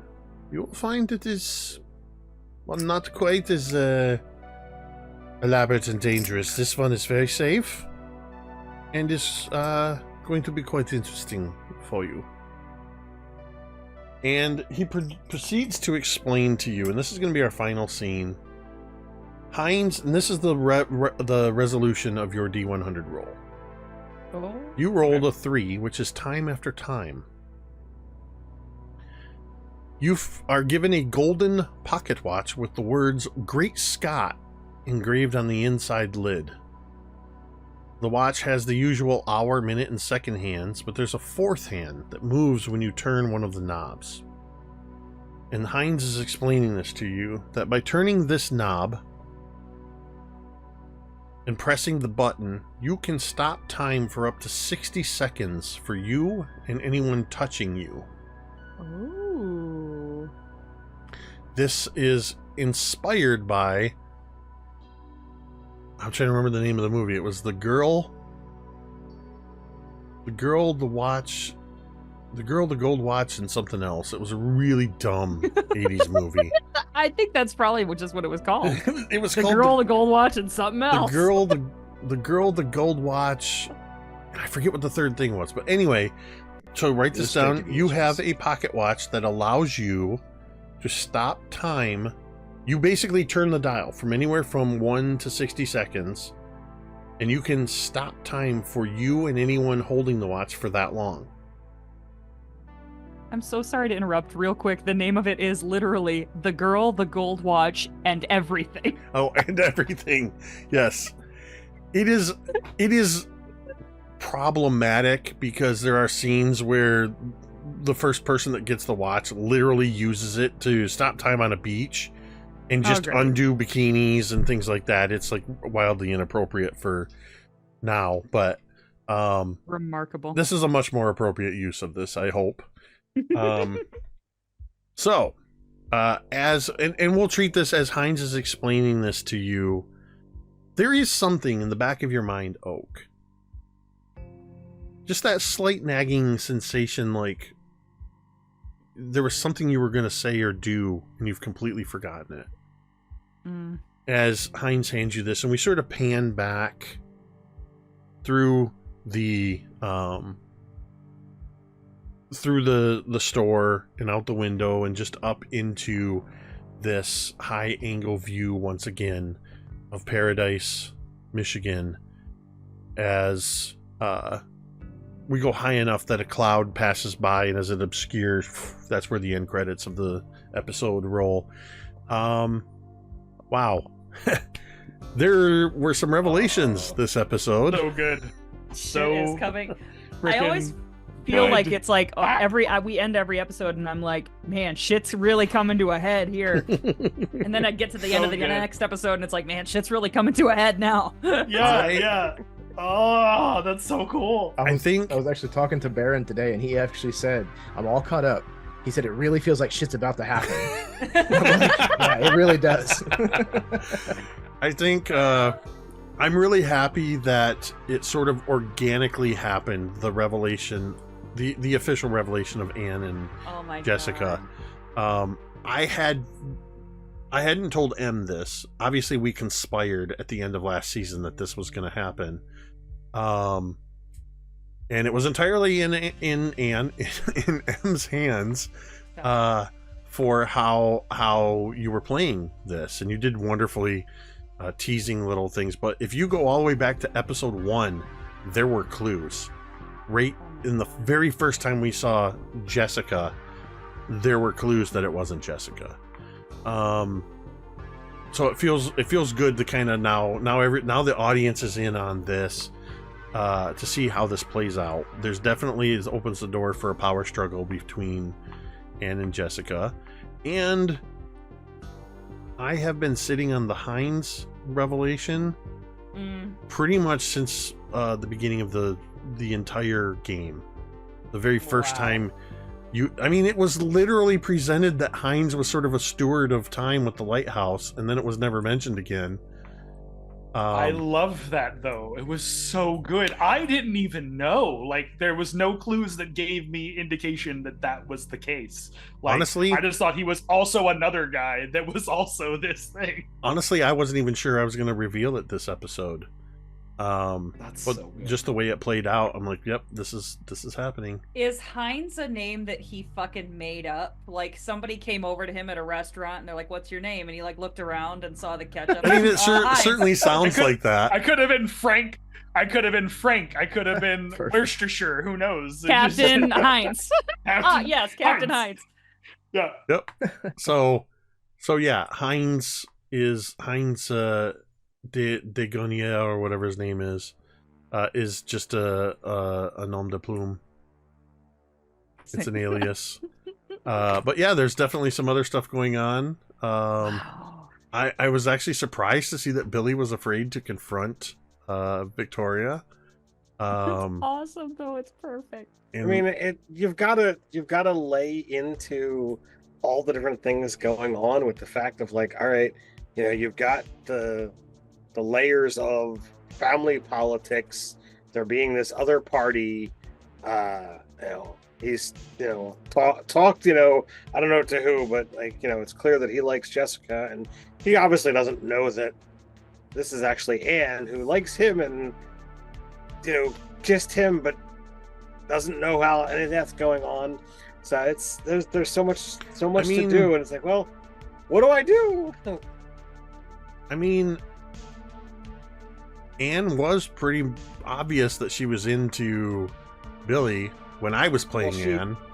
She kissed him, and then there wasn't a time to actually talk to Anne to figure out what anything was. Yeah, and for all intents and purposes, you think that you've been interacting with Jessica this whole time, so... Correct. Yeah. No, I love this, and I want to do... I mean, we do have a spreadsheet. I did change it from specific episode to generic, that spreadsheet I gave you guys to sort of put your session goals in there. But I kind of like... Not every episode will be this way, but I kind of like this, letting you all kind of dictate where we go within the school day, because it lets you have a little more control over where we are within, you know, where you go. What would you do? A little more autonomy, I think. Not every session will be this way, but and should everything work out technologically, we will obviously be starting next week with some focus on Coop, since Tamiko got involuntarily dropped from this episode. With that, I think we just made up in the time we ran over, made up the time we started late. Yeah, thank you to everybody who tuned in. Looks like we're starting to pick up some new followers, which I'm expecting as information starts to get out. I believe Todd is at GaryCon this week. No shit. I know he's at GaryCon this week, but I believe he's promoting our upcoming game, and I'm expecting the usual influx. So if you are one of these new people that followed us and you're still here, welcome to Mini Terrain Domain. We play a lot of games. We have a lot of fun in addition to the big charity events. So welcome, and please stick around and watch. Thank you to those that supported with bits and subscriptions, as always.